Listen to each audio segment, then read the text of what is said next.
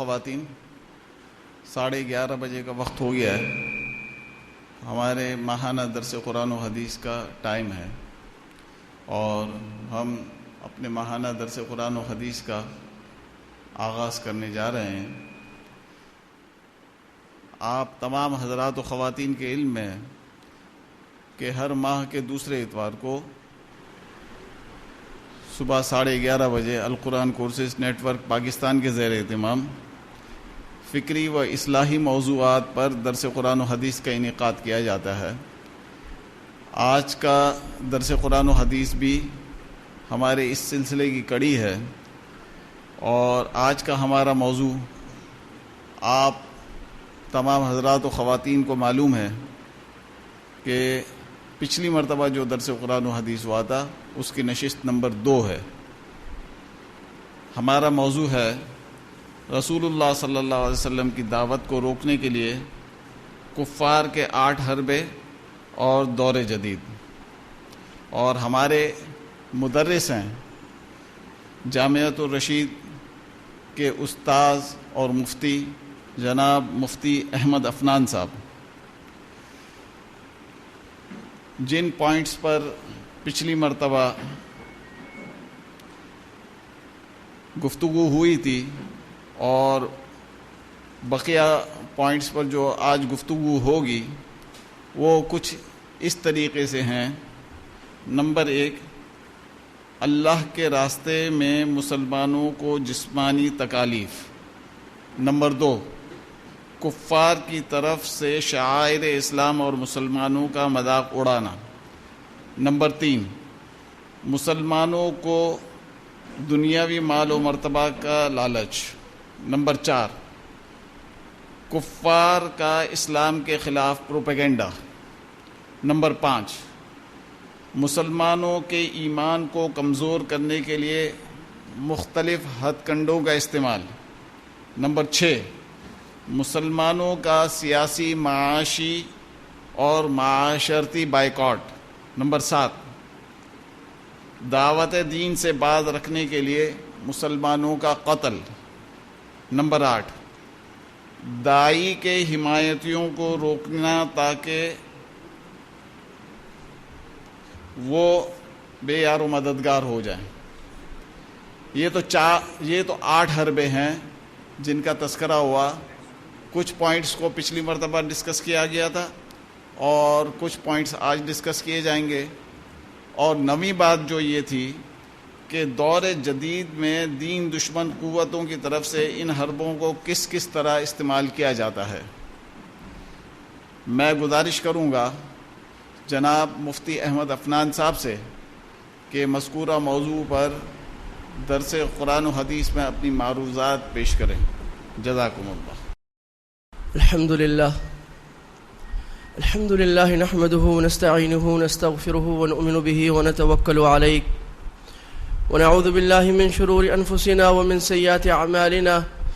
من يهده الله فلا مضل له ومن يضلله فلا هادي له. ونشهد أن لا إله إلا الله وحده لا شريك له. ونشهد أن سيدنا ونبينا وحبيبنا ومولانا محمدا عبده ورسوله. أما بعد فأعوذ بالله من الشيطان الرجيم. بسم الله الرحمن الرحيم. ألف لام ميم. أحسب الناس أن يتركوا أن يقولوا آمنا وهم لا يفتنون. ولقد فتنا الذين من قبلهم فليعلمن الله الذين صدقوا وليعلمن الكاذبين. صدق الله مولانا العظيم. ایک مرتبہ محبت سے درود شریف پڑھ لیں. اللهم صل علی محمد وعلى آل محمد كما صليت على ابراہیم وعلى آل ابراہیم انك حمید مجید. اللهم بارک علی محمد وعلى آل محمد كما بارکت على ابراہیم وعلى آل ابراہیم انك حمید مجید. عزیز دوستوں اور میرے انتہائی محترم واجب الاحترام اور گرامی قدر بزرگوں،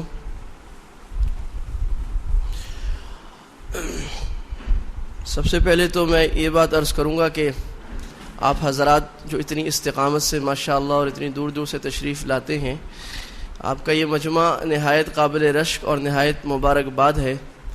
اور اگرچہ آپ باقاعدہ طالب علم تو نہیں ہیں لیکن طالب علموں کی فہرست میں کچھ نہ کچھ شامل ہو جاتے ہیں.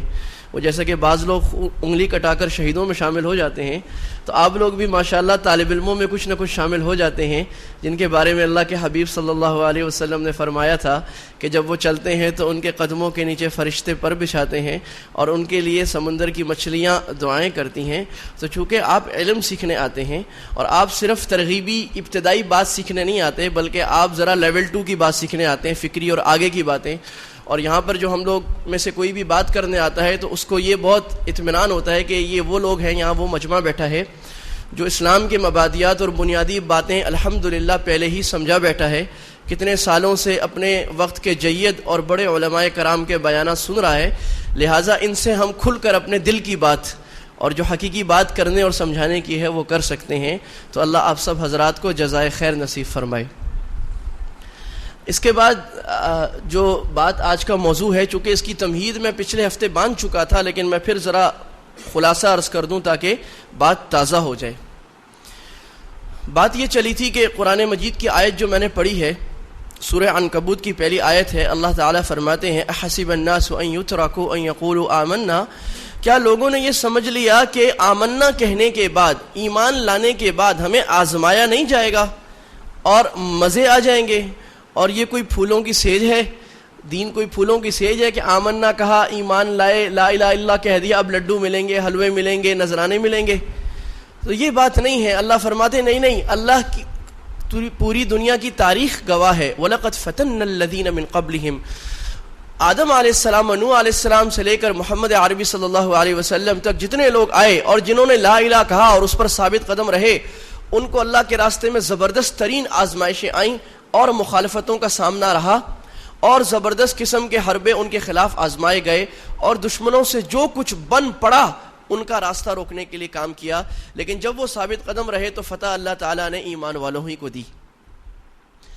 یہ تو بات ہو گئی قرآن کا اصولی بات. اب اس کی عملی تصویر، چونکہ ہمارے اللہ کے حبیب صلی اللہ علیہ وسلم کی زندگی وہ قرآن مجید کی عملی زندگی اور عملی تصویر ہے، اور صحابہ کی زندگی. اب اس کو عمل سے اللہ کے نبی کی ساری زندگی میں اللہ نے کر کے دکھا دیا کہ کس طرح اس آیت کے مطابق کفار نے روکا اور کس طرح اس آیت کے مطابق اللہ کے نبی صلی اللہ علیہ وسلم اور صحابہ نے ثابت قدمی دکھائی، اور بالآخر نتیجہ کس کے حق میں دیا گیا.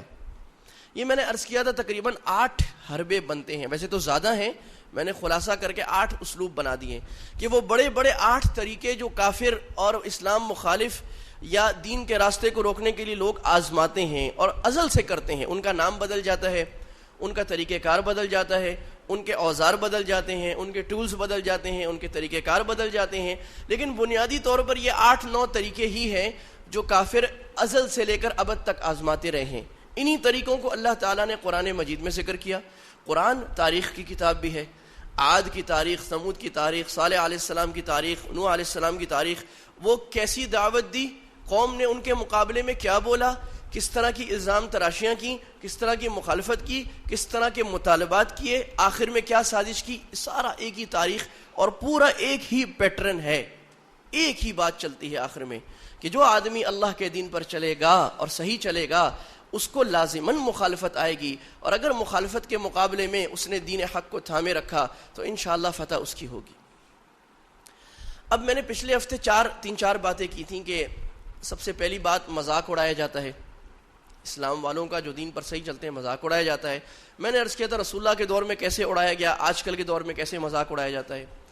پھر میں نے عرض کیا تھا کہ اس کے بعد حمایتیوں کو دور کیا جاتا ہے، جو نیوٹرل لوگ ہوتے ہیں حمایت کرتے ہیں ان کو دور بھگایا جاتا ہے تاکہ یہ داعی اور دین پر چلنے والا بے یار و مددگار اکیلا رہ جائے.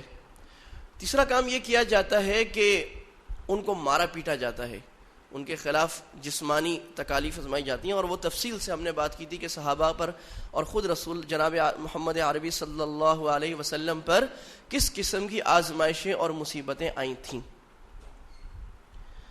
یہ 3-4 باتیں ہم نے پچھلے ہفتے کی تھیں، اور اس ہفتے کی جو 4 باتیں ہیں وہ میں آپ سے عرض کر دیتا ہوں خلاصاً اجمالاً، اور اس کے بعد پھر ہم آگے بات کرتے ہیں. حربہ نمبر 5 آئے گا اسلام کے خلاف پروپیگنڈا. حربہ نمبر 6 آئے گا مداہنت کی پیشکش. مداہنت کیا ہے؟ مداہنت کا مطلب کسی آدمی کو اتنا نرم کرنا کہ وہ اپنے دین کی سودا بازی کے لیے تیار ہو جائے. اپنے دین کی بعض چیزوں کو چھوڑنے کے لیے تیار ہو جائے، اپنے دین کے معاملے میں نرم پڑ جائے، بعض اصولوں پر سودا بازی کرنے کے لیے تیار ہو جائے، اسے کہتے ہیں مداہنت۔ نمبر 7 مکمل بائیکاٹ، جب یہ بھی نہیں بن پڑے گا تو پھر پورا بائیکاٹ ہوگا۔ اور نمبر 8 داعی کے قتل کے در پہ ہونا، اور جب سارے حربے ناکام ہو جائیں گے پھر وہ کہیں گے اسے قتل کر دو۔ ان چیزوں پر ہم بات کریں گے انشاءاللہ۔ اللہ تعالیٰ مجھے حق بات کہنے کی اور ہم سب کو اس پر عمل کرنے کی توفیق عطا فرمائے۔ مخالفت کے مختلف انداز۔ نمبر 5 پروپیگنڈا کرنا۔ جب وہ پچھلے انداز سارے جو ہم نے تفصیل سے بات کی ہے وہ سب میں ناکام ہو گئے اور ساری پیشکشیں ختم ہو گئیں، ابو طالب کو بھی بہت آرام کر لیا۔ ابو طالب جو رسول اللہ صلی اللہ علیہ وسلم کے اوپر سایہ بنے ہوئے تھے، اور ابو طالب کی وساطت سے پورا قبیلہ بنو ہاشم آپ کے آگے دیوار بنا ہوا تھا، اس وجہ سے وہ آپ کو قتل نہیں کر سکتے تھے، آپ کو زیادہ مار نہیں سکتے تھے، آپ کو بند نہیں کر سکتے تھے۔ اور میں نے تفصیل سے عرض کیا تھا کہ عربوں کا قبائلی نظام ہمارے ذہن میں رکھنا ہوگا۔ اگر عربوں کا قبائلی نظام ہمارے ذہن میں رہے تو ہمیں پتہ لگے گا کہ عربوں میں حکومت کا طریقہ قبائل کا تھا۔ دنیا میں حکومت کے مختلف طریقے ہیں، اور اسلام نے بھی دنیا میں مختلف طریقے آزمائے ہیں حکومت کے۔ قبائلی نظام میں بھی اسلام رہا ہے، پنپا ہے، بادشاہی نظام بھی اسلام میں آیا ہے، جمہوری نظام بھی اسلام میں آیا ہے۔ اصل بات یہ ہے کہ لوگ صحیح رہنے چاہیے، اور حکومت صحیح ہونی چاہیے، اور قائد صحیح ہونے چاہیے، لوگوں میں خیر ہونی چاہیے۔ نظام کوئی بھی ہو جائے اللہ تعالیٰ خیر ڈالے گا۔ اور اگر لوگ خراب ہوں اور لوگوں میں اسلام کی حمیت نہ ہو اور اللہ تعالیٰ سے تعلق نہ ہو تو چاہے قبائلی نظام آ جائے، چاہے بادشاہی کا نظام آ جائے، چاہے جمہوریت کا نظام آ جائے، شر ہی شر رہے گا اور تباہی و بربادی رہے گی اور مصیبت و مشکل رہے گی۔ لہٰذا نظام سے فرق نہیں پڑتا، دلوں سے فرق پڑتا ہے۔ لوگ کہتے ہیں چہرے نہیں نظام بدلو، یہ کہا جاتا ہے نا۔ ہم اس سے پہلے ایک اور بات کرتے ہیں، نظام بدلو لیکن سب سے پہلے دل بدلو۔ جب تک دل نہیں بدلو گے نظام بدلنے کا بھی کوئی فائدہ نہیں، چہرے بدلنے کا بھی کوئی فائدہ نہیں۔ جب دل بدلا جائے گا تو وہ یکسو دل اور وہ متحد دل اور وہ اللہ کی محبت سے سرشار اور معمور دل وہ خود بخود ایسا نظام قائم کریں گے، اور اللہ ان کی جھولی میں اس حکومت اسلامی کو ڈالے گا جو دنیا میں امن اور ترقی کی ضامن بنے گی۔ تو چنانچہ مخالفت کا انداز نمبر 5 یہ ہے پروپیگنڈا کرنا۔ اس کو پڑھ لیتے ہیں پھر میں کچھ عرض کرتا ہوں اس کے اوپر۔ نبی کریم صلی اللہ علیہ وسلم کی دعوت کو روکنے کے لیے میڈیا وار کا حربہ اپنایا اور اس کے لیے ایک مجلس شورا بلائی۔ یہ مجلس شورا جو ہے یہ قریش کی پارلیمنٹ کہلاتی ہے، جس میں قریش کے سارے قبائل کے سردار جمع ہو کر مشورہ کرتے تھے۔ جتنے صنادید قریش تھے اور جتنے کفر کے بڑے بڑے علم بردار اور بڑے بڑے پیٹوں والے، بڑے بڑے مالدار اور بڑے بڑے منصبوں والے اور بڑے بڑے نخوت و تکبر جبار، ایسے خطرناک لوگ یہ سارے جمع ہو کر مشورہ کرتے تھے اسلام کے خلاف۔ اور یہ دارالندوہ جو تھی، جس طرف آج، ابھی چونکہ میرے ہاتھ میں کمپیوٹر نہیں ہے میں آپ کو بہت سی چیزیں نہیں دکھا سکتا، جس طرح آج مقام ابراہیم ہے جس طرف، اس طرف جا کر یہ دارالندوہ تھی۔ چنانچہ مجلس شورا بلائی، کسی نے کہا کہ ہم انہیں مجنون کہتے ہیں، یعنی انہوں نے کہا اب سارا ہم مار پیٹ کے تھک گئے، مذاق اڑا کے تھک گئے، یہ تو لوگ بڑے ہی بڑے جا رہے ہیں اور جس کو جتنا مارتے ہیں وہ اتنا پختہ ہو جاتا ہے، تو اب کیا کریں؟ تو ایک تجویز یہ پیش آئی کہ ہم ایسا کرتے ہیں، ہم یہ کہتے ہیں کہ محمد مجنون ہیں، پاگل ہیں۔ اور یہ وہ کہتے بھی تھے، اور اتنا کہتے تھے، ان کا پروپیگنڈا اتنا خطرناک تھا کہ اللہ کے نبی صلی اللہ علیہ وسلم پر اس کا اثر ہونے لگ گیا۔ ظاہر ہے جب مخالف بہت زیادہ بکواس کرے اور بہت زیادہ سارے لوگوں میں باتیں کرے تو آدمی کے دل پر طبعاً اثر ہوتا ہے۔ اور جناب نبی صلی اللہ علیہ وسلم بھی ایک بشر تھے، یہی آپ کا کمال تھا۔ لوگ کہتے ہیں نور تھے، نور ہونا آپ کا کمال نہیں تھا، بشر ہونا کمال تھا کہ آپ ان تمام چیزوں سے متاثر بھی ہوتے تھے لیکن اس کے باوجود ثابت قدم رہتے تھے۔ بشر ہمیشہ متاثر ہوتا ہے باتوں سے، تو آپ متاثر ہوتے تھے، یہاں تک کہ اللہ تعالیٰ آسمانوں سے تسلیاں اتارتے تھے۔ اللہ کے نبی ایک مرتبہ بڑے غمگین ہو گئے کہ پورا مکہ کہہ رہے پاگل ہے، پاگل ہے، مجنون ہے، مجنون ہے، تو اللہ نے قرآن نازل کیا، نون والقلم وما یسطرون ما انت بنعمت ربک بمجنون، میرے نون والقلم، میرے قلم کی قسم، والقلم، اور جو قلم وحی میں لکھتا ہے میرے حبیب اس کی قسم، پورے قرآن کی قسم، میں اللہ کہہ رہا ہوں، ما انت بنعمت ربک بمجنون، آپ اللہ کے فضل سے مجنون نہیں ہیں، آپ تو میرے نبی ہیں، اللہ کہہ رہے۔ تو اللہ کہہ رہے ہیں میں آپ کو گواہی دے رہا ہوں آپ مجنون نہیں ہیں، ساری دنیا کی آپ کیوں پرواہ کرتے ہیں؟ تو اللہ کے نبی کو تسلی ہو جاتی تھی۔ چنانچہ انہوں نے کہا کہ مجنون کہتے ہیں، انہوں نے کہا نہیں نہیں بھائی واپس کریں، مجنون کہتے ہیں. انہوں نے کہا مجنون کہنے سے تو کام نہیں چل رہا، ہم نے کتنا مجنون کہہ کے دیکھ لیا. پھر انہوں نے کہا ہم کہتے ہیں کہ یہ شاعر ہے. شاعر کیوں کہا انہوں نے؟ کیونکہ اللہ کے نبی صلی اللہ علیہ وسلم کا جو کلام تھا، قرآن مجید تھا، وہ بھی مقفع مسجع تھا. شعر بھی مقفع مسجع ہوتا ہے. تو اگرچہ شعر بالکل نہیں تھا، جو شاعر تھے وہ سمجھتے تھے یہ مقفع مسجع ہونے کے باوجود بھی شعر نہیں ہے، لیکن چونکہ الزام کرنے کے لیے بے بنیاد چیزیں بھی اور بے بنیاد چیزیں بھی کام آ جاتی ہیں. کسی کی ایک کوئی چھوٹی سی بات ملی، اس کو لگا کر بے سروپا الزامات لگانے شروع کر دیے. آج بھی آپ دیکھتے ہیں لوگ بے بنیاد چیزوں پر الزامات ایک دوسرے پر لگاتے ہیں. تو الزام کے لیے کوئی مضبوط دلیل نہیں چاہیے. مقفع مسجع ہونے کی میں ایک مثال پیش کروں. آپ قرآن مجید کا آخری پارہ اگر کھول کے دیکھیں آپ کو نظر آئے گا والشمس وضحاها والقمر اذا تلاها والنهار اذا جلاها والليل اذا يغشاها والضحى والليل اذا سجى ما ودعك ربك وما قلى نون والقلم وما يسطرون ما انت بنعمة ربك بمجنون وان لك لاجرا غير ممنون وانك لعلى خلق عظيم فستبصر ويبصرون. یہ مقفع مسجع کلام ہے، یعنی ایک قافیے پر ختم ہو رہا ہے. لیکن شعر میں صرف قافیہ نہیں ہوتا، شعر میں وزن بھی ہوتا ہے. قرآن میں وزن نہیں تھا، وہ قافیہ جو ہے مسجع مقفع کیا جاتا ہے کسی کو متاثر کرنے کے لیے. قرآن کی فصاحت و بلاغت تھی جس کے آگے دنیا کے تمام ادیب عاجز آ کے رہ گئے تھے. لیکن انہوں نے کہا کہ نہیں، یہ شاعر بھی نہیں ہے. پھر انہوں نے کہا ہم یہ کہتے ہیں کہ کاہن یا جادوگر مشہور کرنے کا مشورہ دیا. ولید بن مغیرہ نے کہا کہ، اب ولید بن مغیرہ عرب کا سب سے بڑا سیاسی آدمی تھا، سمجھدار، متبر، پہلے بھی اس کی بات آ چکی ہے. اس نے کہا کہ نہیں بھائی، میں تمہیں صحیح بات بتاؤں، یہ محمد نہ شاعر ہے، نہ مجنون ہے، نہ کاہن ہے. کاہن وہ ہوتا ہے جو غیب کی خبریں بتاتا ہے. تو اس کی بات میں عجیب مٹھاس ہے. تم اس کے خلاف قصہ ہوتا ہے اس کے پیچھے، اس کے بعد آیت نازل ہوتی ہے. اگر آپ وہ پس منظر نہیں سمجھیں گے، وہ دور نہیں سمجھیں گے، اس دور میں خود جا کر رہنا نہیں شروع کریں گے، آپ کو قرآن کی آیت کما حقو سمجھ میں آئے گی نہیں. اس لیے قرآن کے ساتھ بہت سے جہاں علوم ہے، ایک علم ہے شان نزول، کہ یہ آیت کیوں کب کس حالات میں نازل ہوئی، یہ صورت کیوں کب کس حالات میں نازل ہوئی. اس کو علماء تفسیر فرماتے ہیں شان نزول. تو اللہ نے منظر کشی کیا، انہ فکر وقدر.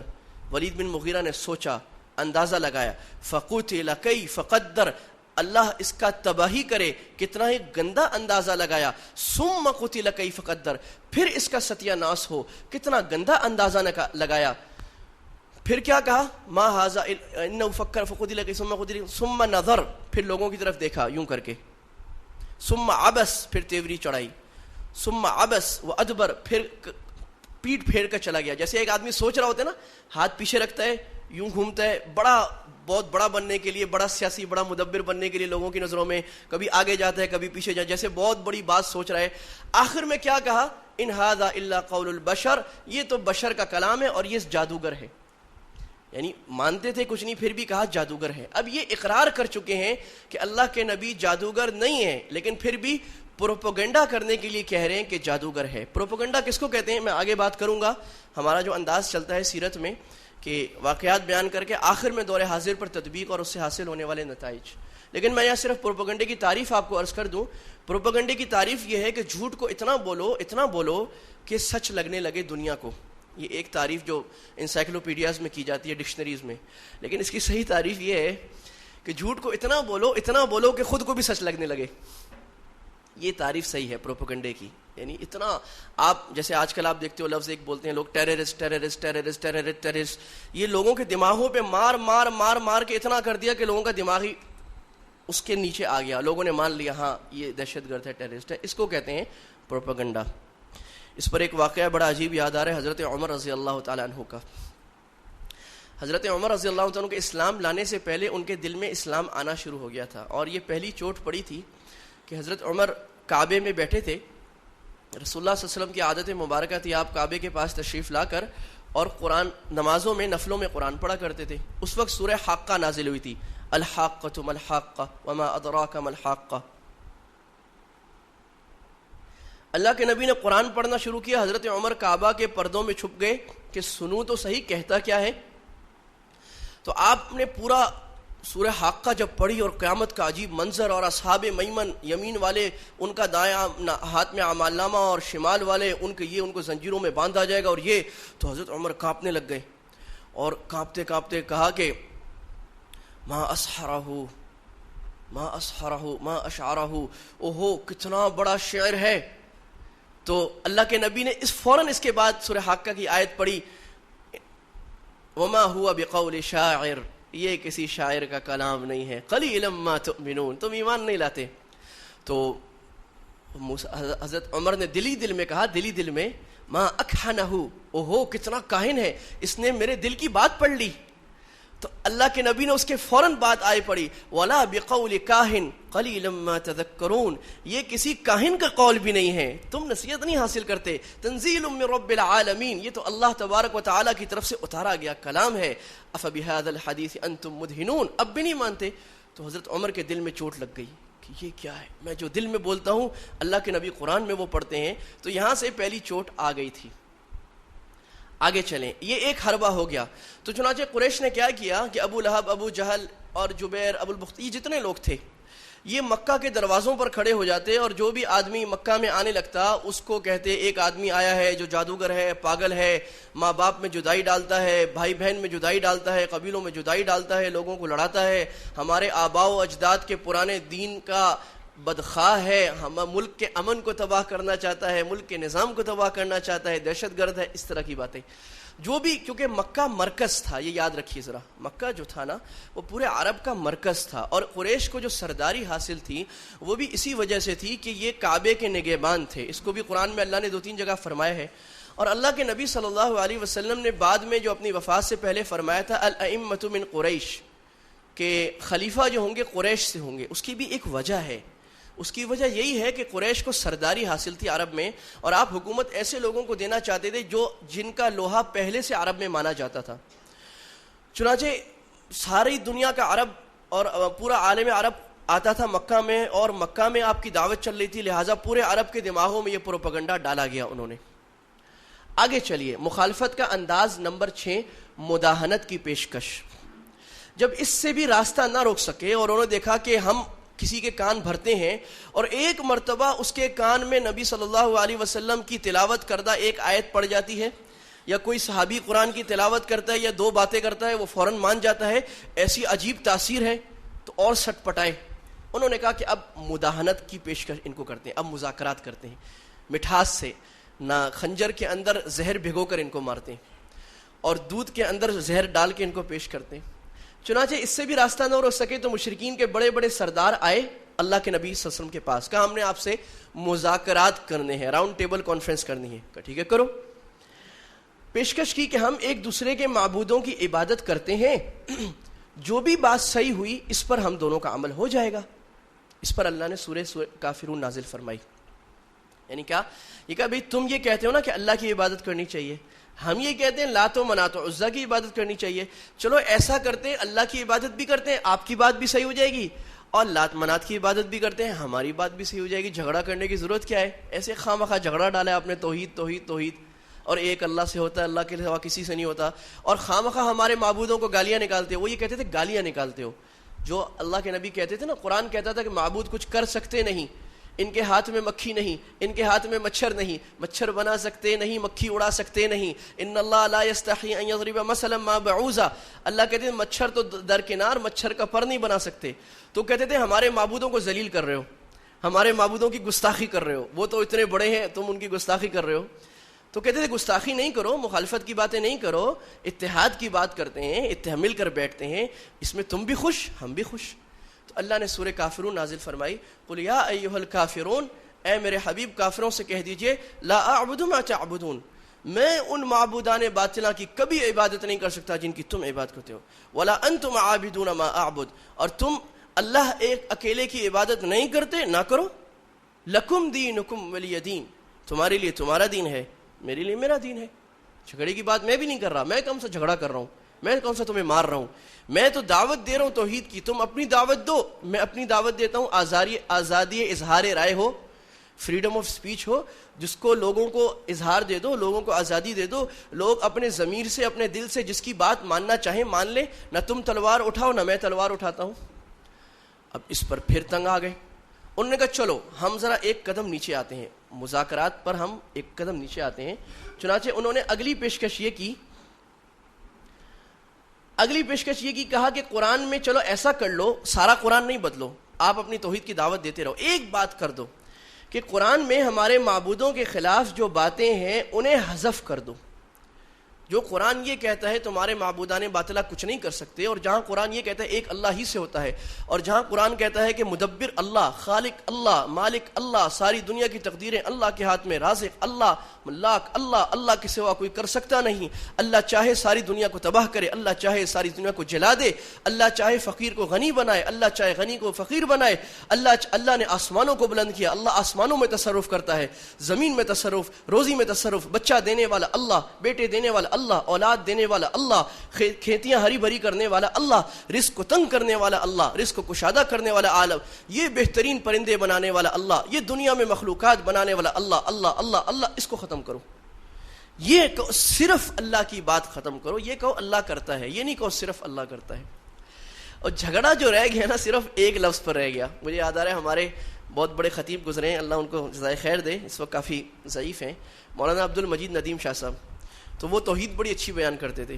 تو جب وہ کہتے تھے نا ایاک نعبد و ایاک نستعین اپنے خاص طرز میں، تو پھر کہتے تھے ترجمہ کرو اللہ ہی کی عبادت کرتے ہیں، اے اللہ تجھ ہی سے مدد مانگتے ہیں. پھر لوگوں سے کہتے تھے کہ ہی پر ضرب لگاؤ تاکہ بھی کے بیماروں کو شفا ہو جائے. مشرک کہتے تھے اللہ کی بھی عبادت کرتے ہیں، اللہ سے بھی مدد مانگتے ہیں اور اس سے بھی مدد مانگتے ہیں. اسلام یہ کہتا ہے اللہ ہی سے مدد مانگتے ہیں. ایک لفظ کا جھگڑا ہے، اور اس ایک لفظ اور ایک کلمے پر ہمیں اصرار ہے، اسی پر ہم مر مٹنے کے لیے تیار ہیں، اس کو ہم چھوڑنے کے لیے تیار نہیں ہیں. وہ کہتے ہیں ایک لفظ ہے چھوڑ دو، ایک لفظ ہے، ہم کہتے ہیں نہیں چھوڑ سکتے. یہی کہیں تو جھگڑا ہے ہمارے ساتھ. یہی وجہ ہے کہ ابن عباس رضی اللہ تعالیٰ عنہ فرماتے ہیں، ہم تفسیر کے طلباء کو بتاتے ہیں، قرآن مجید میں آپ نے ماشاءاللہ آپ لوگوں کو ذوق ہے، آپ نے پڑھا ہوگا نا، اللہ کہتے ہیں اعبد اللہ. ہر نبی کی دعوت کیا تھی؟ نوح، ابراہیم، صالح، یا قوم اعبد اللہ، اے قوم اللہ کی عبادت کرو. لفظی ترجمہ یہی ہے. ابن عباس رضی اللہ عنہ جو صحابہ میں سب سے بڑے مفسر ہیں، وہ فرماتے ہیں اس کا ترجمہ یہ صحیح نہیں ہے اللہ کی عبادت کرو. وہ فرماتے ہیں اس کا ترجمہ یہ ہے اللہ کی ہی عبادت کرو. کل عبادت فی القرآن بمعنی توحید. کہتے ہیں قرآن میں جہاں عبادت کا لفظ ہے یہ توحید کے ساتھ مشروط ہے، یعنی ہی، ایک اللہ ہی کی عبادت کرنی ہے، پھر کام بنے گا. تو انہوں نے کہا چلو یہ ہمارے معبودوں کے خلاف چوٹ لگانا چھوڑ دو، یہ نہیں کہو وہ کچھ نہیں کر سکتے، ان کے ہاتھ میں کچھ نہیں ہے. تو اس پر اللہ تعالیٰ نے قرآن مجید کی آیت نازل فرمائی وَإِذَا تُتْلَى عَلَيْهِمْ آيَاتُنَا بَيِّنَاتٍ قَالَ الَّذِينَ لَا يَرْجُونَ لِقَاءَنَا نَأْتِ بِقُرْآنٍ غَيْرِ هَذَا أَوْ بَدِّلْ. جب ان پر قرآن کی آیتیں تلاوت کی جاتی ہیں تو کیا کہتے ہیں؟ اس قرآن کے علاوہ کوئی اور قرآن لے آؤ جس میں یہ توحید والے مضامین نہ ہو. اچھا چلو یہ نہیں کر سکتے، بدل ہو، اس میں تھوڑی سی ترمیم کر لو. یہ ترمیم کر لو کہ جہاں ہمارے معبودوں کے خلاف بات ہے وہ ختم. نماز بھی بہت اچھی ہے، روزہ بھی اچھا ہے، اخلاق کی باتیں، سچ والی بات بھی چلو ہم ہضم کر لیں گے، اور چوری زنا والی بات بھی ہم ہضم کر لیتے ہیں. یہ توحید والی بات ہمیں ہضم نہیں ہوتی. مجھے یاد آ رہا ہے کہ جب پاکستان کا آئین بنا تھا، بات بیچ میں آگے عرض کر دیتا ہوں، کام کی بات ہے. 1949 میں پاکستان میں قرارداد مقاصد پیش ہوئی ہے نا. پاکستان کے آئین پر بہت سالوں لیدے ہوتی رہی ہے، پاکستان کی آئینی کمیٹیاں بنتی رہی، آئین کیا ہوگا. بالآخر اللہ تعالیٰ نے کے فضل سے ہم ایک عالم تھے پوری اسمبلی میں، ایک عالم مولانا شبیر احمد عثمانی، اور چند اور اچھے لوگ بھی تھے جو قائد اعظم کے ساتھ رہے تھے، عبدالرب نشتر صاحب وغیرہ، یہ لوگ اچھے لوگ بھی تھے. تو خیر وہ فیصلہ ہو گیا آخر میں کہ قرارداد مقاصد میں اسلام بنیاد ہوگا، پاکستان کے آئین کی اللہ کی حاکمیت اعلیٰ ہوگی، قرآن و سنت کے خلاف کوئی قانون نہیں بنے گا، اور عدل و مساوات کے وہ قانون چلیں گے جو اسلام نے بیان کیے ہیں. یعنی ہر چیز کو اسلام لکھ دیا. یہ الحمدللہ آج بھی ہمارے آئین میں ہے، اور یہ سیکولر قوتوں کے سر پر ایک تلوار ہے، اور بہت زیادہ سٹ پڑاتے ہیں اس سے کہ کیا کریں اس کا. مولویوں کو تو ہم کہتے ہیں مولوی آئین کے ساتھ کیا کریں، تو ملک کا آئین ہے، یہ تو مولویوں نے نہیں بنایا. اس پر بہت زیادہ سالوں لے دے ہوتی رہی ہے، اور جو سیکولر حلقہ تھا یا جو غیر مسلم تھے انہوں نے پٹیشن دائر کی، اور یہ کہتے رہے کہ یہ جو 5-6 جگہ تم نے قرارداد مقاصد میں اسلام کا لفظ ڈالا ہے اس کو نکال دو، اور جہاں یہ لکھا ہے کہ حاکمیت اعلیٰ اللہ کی ہے اس کو ہٹا دو، یہ لکھو حاکمیت کا اختیار لوگوں کو ہے. اور جہاں آپ نے کہا ہے کہ عدل مساوات کے وہ اصول جو اسلام بیان کرے گا یہ ہٹا دو، بس یہ لکھو عدل مساوات کے حقوق ہم سب مانیں گے. اور جہاں تم نے یہ لکھا ہے قرآن و سنت کے خلاف کوئی قانون نہیں بنے گا، وہ ہٹا کر لکھ دو کہ لوگوں کی منشا کے خلاف کوئی قانون نہیں بنے گا، باقی سارا آئین ہم مانتے ہیں. تو یہ جو لفظ ہوتے ہیں نا یہ بڑی اہم چیز ہوتی ہے. اس کو جن لوگوں کو اللہ نے دانش اور فہم دیا ہوتا ہے وہ سمجھتے ہیں کہ کبھی کبھی ایک لفظ بھی بہت اہم ہوتا ہے. بعض دفعہ آئین میں ایک لفظ ڈالنے کے لیے 20 سال لگ گئے ہیں. 20 سال ایک لفظ ڈالنے کے لیے. صرف اس ایک لفظ سے کتنا بڑا فرق آتا ہے یہ اہل علم جانتے ہیں. بہرحال بیچ میں بات آگے اس لیے میں نے کر دی. آگے اللہ تعالیٰ نے فرمایا قل ما، اللہ اپنے میرے نبی آپ کہہ دیجئے قل ما یکون لی ان ابدلہ من تلقاء نفسی، میرے لیے یہ ممکن نہیں ہے کہ میں قرآن میں اپنی طرف سے کوئی ذرہ برابر ایک حرف کی بھی ترمیم کر دوں. کیوں؟ اس لیے کہ میں پیغام بر ہوں، میں شارع حقیقی نہیں ہوں. مجھے یہ اختیار نہیں ہے کہ میں قانون سازی کروں، مجھے یہ اختیار نہیں ہے میں تمہیں احکام بتاؤں. میں تو اللہ تعالیٰ کی بات تم تک پہنچاتا ہوں. مجھے اللہ نے یہ حق نہیں دیا کہ میں قرآن کے کسی لفظ کو ترمیم کروں یا تبدیلی دے دوں. تو جو نبی کو اختیار نہیں ہے ترمیم کا تو اور کس کو کیا اختیار ہوگا؟ ہمارے لوگ کہتے ہیں کہ نا اجتہاد کرنا چاہیے. آج بہت آپ یہ بات سن رہے ہو گے اجتہاد، وہ اجتہاد کا لفظ ہی بولنا نہیں، اجتہاد. اچھا جی کیا اجتہاد کرے گا؟ جی اجتہاد یہ کرو کہ پردہ ختم کر دو، اور اجتہاد یہ کرو کہ حاکمیت اعلیٰ اللہ کی ختم کر دو، اور اجتہاد یہ کرو کہ موسیقی کو حلال کر دو. اجتہاد تو ایسا اجتہاد کرنے کا حق تو اللہ کے نبی کو بھی نہیں تھا کہ شریعت کو ترمیم کر دیں اور قرآن کو ترمیم کر دیں. یہ ہمیں کیا ہوگا؟ صاف قرآن کہہ رہے میرے نبی ان کو صاف صاف بتا دیں میں تو صرف اللہ کی بات پہنچانے والا ہوں، میں یہ کام نہیں کر سکتا. آگے ضمناً ایک بات آگئی چونکہ حالات چل رہے ہیں، ہم نے تو سیرت میں یہ بات پڑھائی تھی. حالات بہت سخت ہو گئے اور یہ تقریباً اب ہم پہنچ گئے ہیں نبوی 10 سال کو، یعنی اللہ کے نبی کو دعوت شروع کے 10 سال ہو گئے ہیں. آپ کی عمر مبارک ہو چکی ہے 50 سال. اور اس وقت اس سال کو کہا گیا ہے عام الحزن، غم کا سال. اس سال میں ابو طالب کی بھی وفات ہو جاتی ہے، حضرت خدیجہ رضی اللہ عنہا کی بھی وفات ہو جاتی ہے. یہ 2 لوگ تھے جو اللہ کے نبی کے آگے دیوار بنے ہوئے تھے اور آپ کی حفاظت کر رہے تھے. جب یہ 2 فوت ہو گئے تو صحابہ پر اور اللہ کے نبی پر مشقتوں اور مصیبتوں کے پہاڑ ٹوٹ گئے، اور انہوں نے کوئی بھی حربہ نہ چھوڑا مار پیٹ کو اور تنگ کرنے کا. چنانچہ آپ صلی اللہ علیہ وسلم نے صحابہ سے کہا تفرقوا فی الارض، زمین میں پھیل جاؤ، یہاں سے چلے جاؤ، جب تک ہمیں غلبہ نصیب نہیں ہو جاتا ایسی جگہ چلے جاؤ جہاں تمہیں اسلام پر عمل کرنے کی آزادی ہو.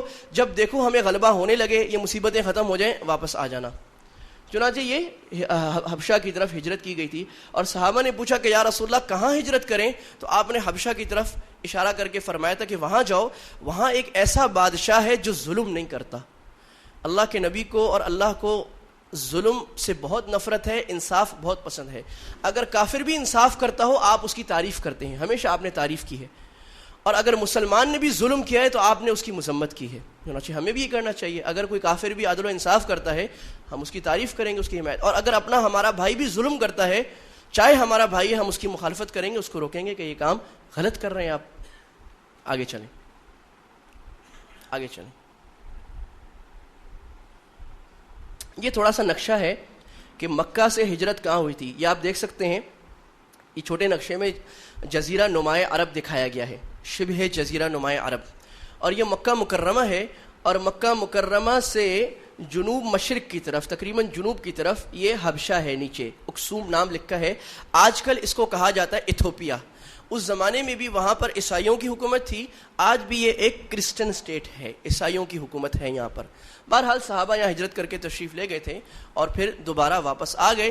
اس کے بعد حبشہ کی طرف ایک دوسری ہجرت بھی ہوئی تھی، اور وہ ہجرت بڑی لمبی تھی، اس میں تقریباً 100 صحابہ تھے، 101 صحابہ تھے، وہ بھی اسی وجہ سے ہوئی تھی. جی آگے چلیے. ہم نے 2 حربیں پڑھ لی اب تک. ایک حربہ ہم نے پڑھا کیا جی؟ کیا پڑھ لیا؟ پروپیگنڈا. دوسرا حربہ مداہنت، اپنے دین سے کسی کو نیچے کرنا کہ تھوڑا سا نیچے آ جاؤ. حربہ نمبر 7 جب انہوں نے دیکھا کہ یہ لوگ مذاکرات پر بھی نہیں آتے، ٹیبل ٹاک بھی نہیں کرتے، اور ایسے لوگ ہیں کہ ہم کہتے ہیں مذاکرات پہ آؤ بات کرو، یہ بات بھی نہیں کرتے، اور اپنا اتنا مضبوط بیٹھے ہیں چند نقطوں پر، ان نقطوں کو چھوڑنے پر کسی طرح بھی تیار نہیں ہے، تو انہوں نے کہا کہ اب ان سے قطع تعلق کرتے ہیں، اور پورا مکہ ان سے قطع تعلق کرے گا. چنانچہ مکمل معاشی اور معاشرتی بائیکاٹ کیا گیا. اس کو پڑھ لیتے ہیں. جب کفار قریش تمام مکر اور تدبیریں آزما چکے تو انہوں نے بنو عبد مناف کو پیشکش کی کہ وہ رسول اللہ صلی اللہ علیہ وسلم کو ان کے حوالے کر دیں اور اس کے بدلے دگنی دیت لے لیں. یعنی محمد کو ہمارے حوالے کرو، ہم قتل کرتے ہیں، تم ہم سے 2 دیت لے لو. یعنی ایک آدمی کی دیت تھی 100 اونٹ، 2 آدمیوں کی دیت ہو گئی 200 اونٹ. تم 200 اونٹ لے لو. آپ یہی سمجھے 200 گاڑیاں، 200 مرسیڈیز گاڑیاں، اتنی بڑی پیشکش کی، یہ لے لو. اور بنو عبد مناف میں مسلمان بھی تھے، کافر بھی تھے، لیکن ان کافروں نے بھی قبائلی حمیت کی وجہ سے انکار کیا کہ نہیں، ہم نہیں دے سکتے. اس کے بعد اگلی پیشکش کی کہ ہم ابو طالب کو محمد صلی اللہ علیہ وسلم کے بدلے ایک خوبصورت جوان دیتے ہیں جسے وہ پال کر اپنا لے پالک بیٹا بنا لے. ابو طالب نے کہا اچھا بھائی، حیرت ہے تم اپنا بیٹا مجھے دو جسے میں کھلاؤں پلاؤں، اور میرا بیٹا لے کر تم قتل کر دو. یہ بڑی اچھی منطق ہے. میرا بیٹا تم لوگ قتل کرو اور تم اپنا ایک خوبصورت بیٹا دو، اس کو میں بیٹا بنا کو پالوں. یہ اچھی منطق ہے. جاؤ، تمہیں ہماری جانوں پر سے گزرنا پڑے گا، ہماری جسموں پر سے گزرنے پڑے گا، ہم محمد کو تمہارے حوالے نہیں کریں گے. یہ اللہ کی عادت مبارکہ ہے.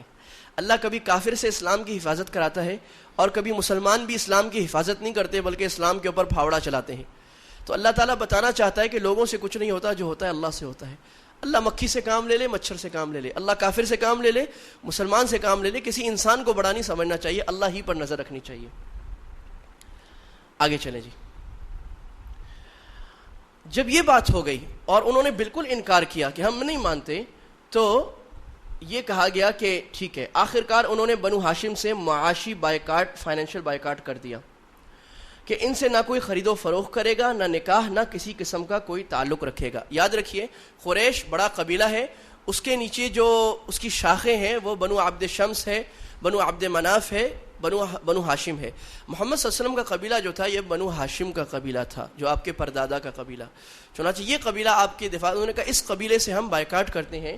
اور یہ معاشی اور معاشرتی بائیکاٹ تھا. معاشی بائیکاٹ کا مطلب اعلان کر دیا اور اعلان کو لگا دیا کوئی ان سے ملے گا نہیں، شادی نہیں کرے گا، ان سے بات چیت نہیں کرے گا، ان کو اپنی دعوتوں میں نہیں بلائے گا، ان کی دعوت میں نہیں جائے گا. یہ ہو گیا معاشی بائیکاٹ، سوشل بائیکاٹ. دوسری طرف انہوں نے کیا فائنینشیل بائیکاٹ. انہوں نے کہا ان سے کوئی خرید و فروخت نہیں کرے گا، ان کو کوئی سودا نہیں بیچے گا، ان کی کوئی امداد نہیں کرے گا، ان سے کوئی سودا خریدے گا نہیں، ان کو بالکل بند کر کے رکھا جائے گا. اور ان کو اپنے محلے میں ہم نہیں رکھیں گے. چنانچہ مکہ سے ہٹا کر ان کو رکھ دیا گیا انہوں نے شعب ابو طالب میں. شعب ابو طالب ایک گھاٹی تھی جہاں پر لخ و دک میدان اور ایک درخت نہیں، کچھ پودا نہیں، اور چٹیل مٹیاں اڑتی تھیں، گرمی عرب کی سخت، پہاڑ کے پیچھے وہاں پر ان کو ڈال دیا گیا. شعب ابی طالب وہاں پر ہے جہاں پر آج آپ نے دیکھا ہوگا صفا مروہ سے اگر باہر کی طرف نکلیں تو جہاں بسیں جاتی ہیں، بسیں جانے کا اڈہ ہے، وہاں پر شعب ابی طالب ہے. اگر ممکن ہوا میں آپ کو دکھا دوں گا، میرے ہاتھ میں چونکہ آج نہیں ہے میں دکھا نہیں سکتا، لیکن یہ اس جگہ ہے جہاں بادشاہ کا محل ختم ہو رہا ہے، اس جگہ پر یہ جگہ تھی. وہاں پر 3 سال کے لیے مسلمانوں کو رکھ دیا گیا. 3 سال کے لیے مسلمانوں کو وہاں بھیج دیا گیا اور مسلمان وہاں پر محبوس ہو کے رہ گئے. اور اتنے سخت حالات آئے کہ مسلمان پتے کھانے پر مجبور ہوئے. بکرے کا اور جانور کا چمڑا اس کو کسی طرح گرم کر کے کھا لیتے تھے، اور عورتیں اور بچے روتے تھے، اور بچوں کی رونے کی آواز کعبے تک جاتی تھی، اور 2-2 3-3 دن بھوک میں گزرتے تھے. اور یہاں تک کہ اگر کوئی غلہ لے کر جانا چاہتا اسے بھی روکتے تھے. 2-3 لوگ تھے، حکیم بن حزام اور ابو البختری، یہ اچھے لوگ جو کافر تھے، یہ لے کے جاتے تھے رشتہ داری کی وجہ سے، باقی سب کو روک دیا تھا. اور جو مکہ سے باہر آتا تھا قریش والے اس سے مہنگے داموں سودا خرید لیتے تھے تاکہ یہ لوگ نہ خرید لیں. اور مسلمان کعبے میں صرف اشہر حرم میں آ سکتے تھے، یعنی وہ جو 4 مہینے تھے جس میں قتال اور جنگ عرب نہیں کرتے تھے، صرف ان 4 مہینوں میں مسلمانوں کو مکہ میں آنے کی اجازت تھی. باقی مسلمان اسی گرمی میں، اسی مشکل میں خیمے لگا کے، چادریں لگا کر، کتنے لوگ گرمی سے مر گئے، کتنے لوگ بھوک و پیاس سے شہید ہو گئے، مختلف قسم کی حالتیں مسلمانوں پر گزریں اور بڑے سخت حالات. لیکن اس حالت میں بھی ابو طالب کا ایک عجیب کام تھا کہ وہ کیا کرتے کہ رات کو جب سب سو جاتے تو محمد صلی اللہ علیہ وسلم کو اٹھا کر ان کی جگہ اپنے کسی بیٹے کو لٹا دیتے، اور آپ صلی اللہ علیہ وسلم کو اپنے کسی بیٹے کی جگہ پر لٹا دیتے ہیں کہ اگر رات کو کوئی قتل کرنے آ جائے تو وہ محمد کو قتل نہ کرے، ان کے بدلے میرے کسی بیٹے کو قتل کر دے. اس طرح کی حفاظت کا اللہ تعالیٰ نے سامان فرمایا ہوتا. یہ 3 سال کیسے مشکل گزرے، کن مشقتوں میں، کن حالات میں گزرے، کہنا بھی آسان ہے، سننا بھی آسان ہے، پڑھنا بھی آسان ہے، لیکن جو گزری آپ صلی اللہ علیہ وسلم پر وہ کیا سخت حالات تھے. لیکن اس خیر کے اوپر کتنی شر تھی. ہم تو یہ کہتے ہیں کہ اللہ کے نبی پر اتنے سخت حالات گزرے، آج مسلمانوں پر سخت حالات گزرتے ہیں، ہمیں بڑی تکلیف ہوتی ہے، لیکن اللہ جو 70 ماؤں جتنا پیار کرتا ہے، کیا اسے رحم نہیں آیا؟ اسے کتنی تکلیف ہوگی. لیکن اللہ کی بہت بڑی مشیت اور اللہ کی بہت بڑی حکمت اس میں تھی کہ یہ کام اللہ تعالیٰ نے کرایا اور اس کے نتائج بھی آگے نکلے. چنانچہ نتائج ہم پڑھیں گے. یہ مقاطعہ 2 سے 3 سال رہا جس میں آپ صلی اللہ علیہ وسلم اور آپ کے خاندان کو سخت ترین بھوک و پیاس کا سامنا کرنا پڑا. آگے چلیں جی. آخری حربہ نمبر 8، داعی کے قتل کے در پہ ہو جانا.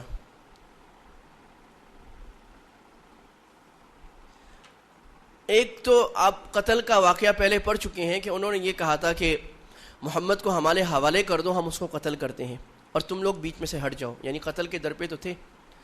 یعنی یہ آخری جو کام ہے یہ انہوں نے یہ کیا کہ اب قبیلے والے چاہے ہمارے خلاف ہوتے ہیں، ہمارے حق میں ہوتے ہیں، ہم نے محمد کو قتل کر کے رہنا ہے، کچھ بھی ہو جائے. یہ میں نے بیچ کے بہت سارے واقعات حذف کر دیے کیونکہ وہ ہمارا موضوع نہیں تھا. 10 ہجری میں بائیکاٹ ہوا ہے، 3 سال بائیکاٹ رہا ہے. اس کے بعد جب بائیکاٹ ختم ہوا ہے اور وہ ختم ہونے کا واقعہ بھی یہ ہوا کہ ابو طالب کو آپ صلی اللہ علیہ وسلم نے بتایا کہ وہ جو معاہدہ انہوں نے کعبے پر لٹکایا تھا، اللہ تعالیٰ نے اس پر دیمک مسلط کیے، دیمک اس کو کھا گیا ہے. اور قریش کے بعض لوگ ایسے تھے جو اس معاہدے سے ناراض تھے. یعنی ہر معاشرے میں انصاف پسند اچھے لوگ بہرحال ہوتے ہیں. آج بھی کافر معاشرے میں اچھے لوگ ہیں. امریکہ میں ایسے لوگ ہیں جو امریکہ کی مخالفت کرتے ہیں، ایسے یہودی ہیں جو خود اسرائیل کی مخالفت بڑی زبردست کرتے ہیں، ایسے لوگ ہیں. مسلمانوں کو ان کے ساتھ پہنچنا چاہیے، ان کو اپنے کام میں لانا چاہیے. چنانچہ وہ لوگ کھڑے ہوئے. ان میں سب سے پہلے کھڑا ہوا زہیر بن ابی طالب، زہیر بن زمعہ. یہ کھڑے ہوئے اور یہ ابو البختری کے پاس گئے، کہا یہ کیا ظالمانہ معاہدہ ہے، ہم تو اس سے راضی نہیں ہیں. تو انہوں نے کہا میں بھی راضی نہیں ہوں. یہ قریش نے، ابو جہل نے اور عتبہ شیبہ نے مل کر ظلم کیا ہے. انہوں نے کہا لیکن ہم 2 آدمی کیا کریں؟ تو کہا کسی تیسرے کو ڈھونڈو. چنانچہ ابو البختری کو ڈھونڈا. کہا بھی 3 آدمی کیا کریں؟ ایک آدمی اور کو ڈھونڈو، پھر ہم اس کے خلاف تحریک چلاتے ہیں. یہ سارے کافر ہیں. چنانچہ ایک چوتھا آدمی انہوں نے ڈھونڈ لیا، زمعۃ بن اسود.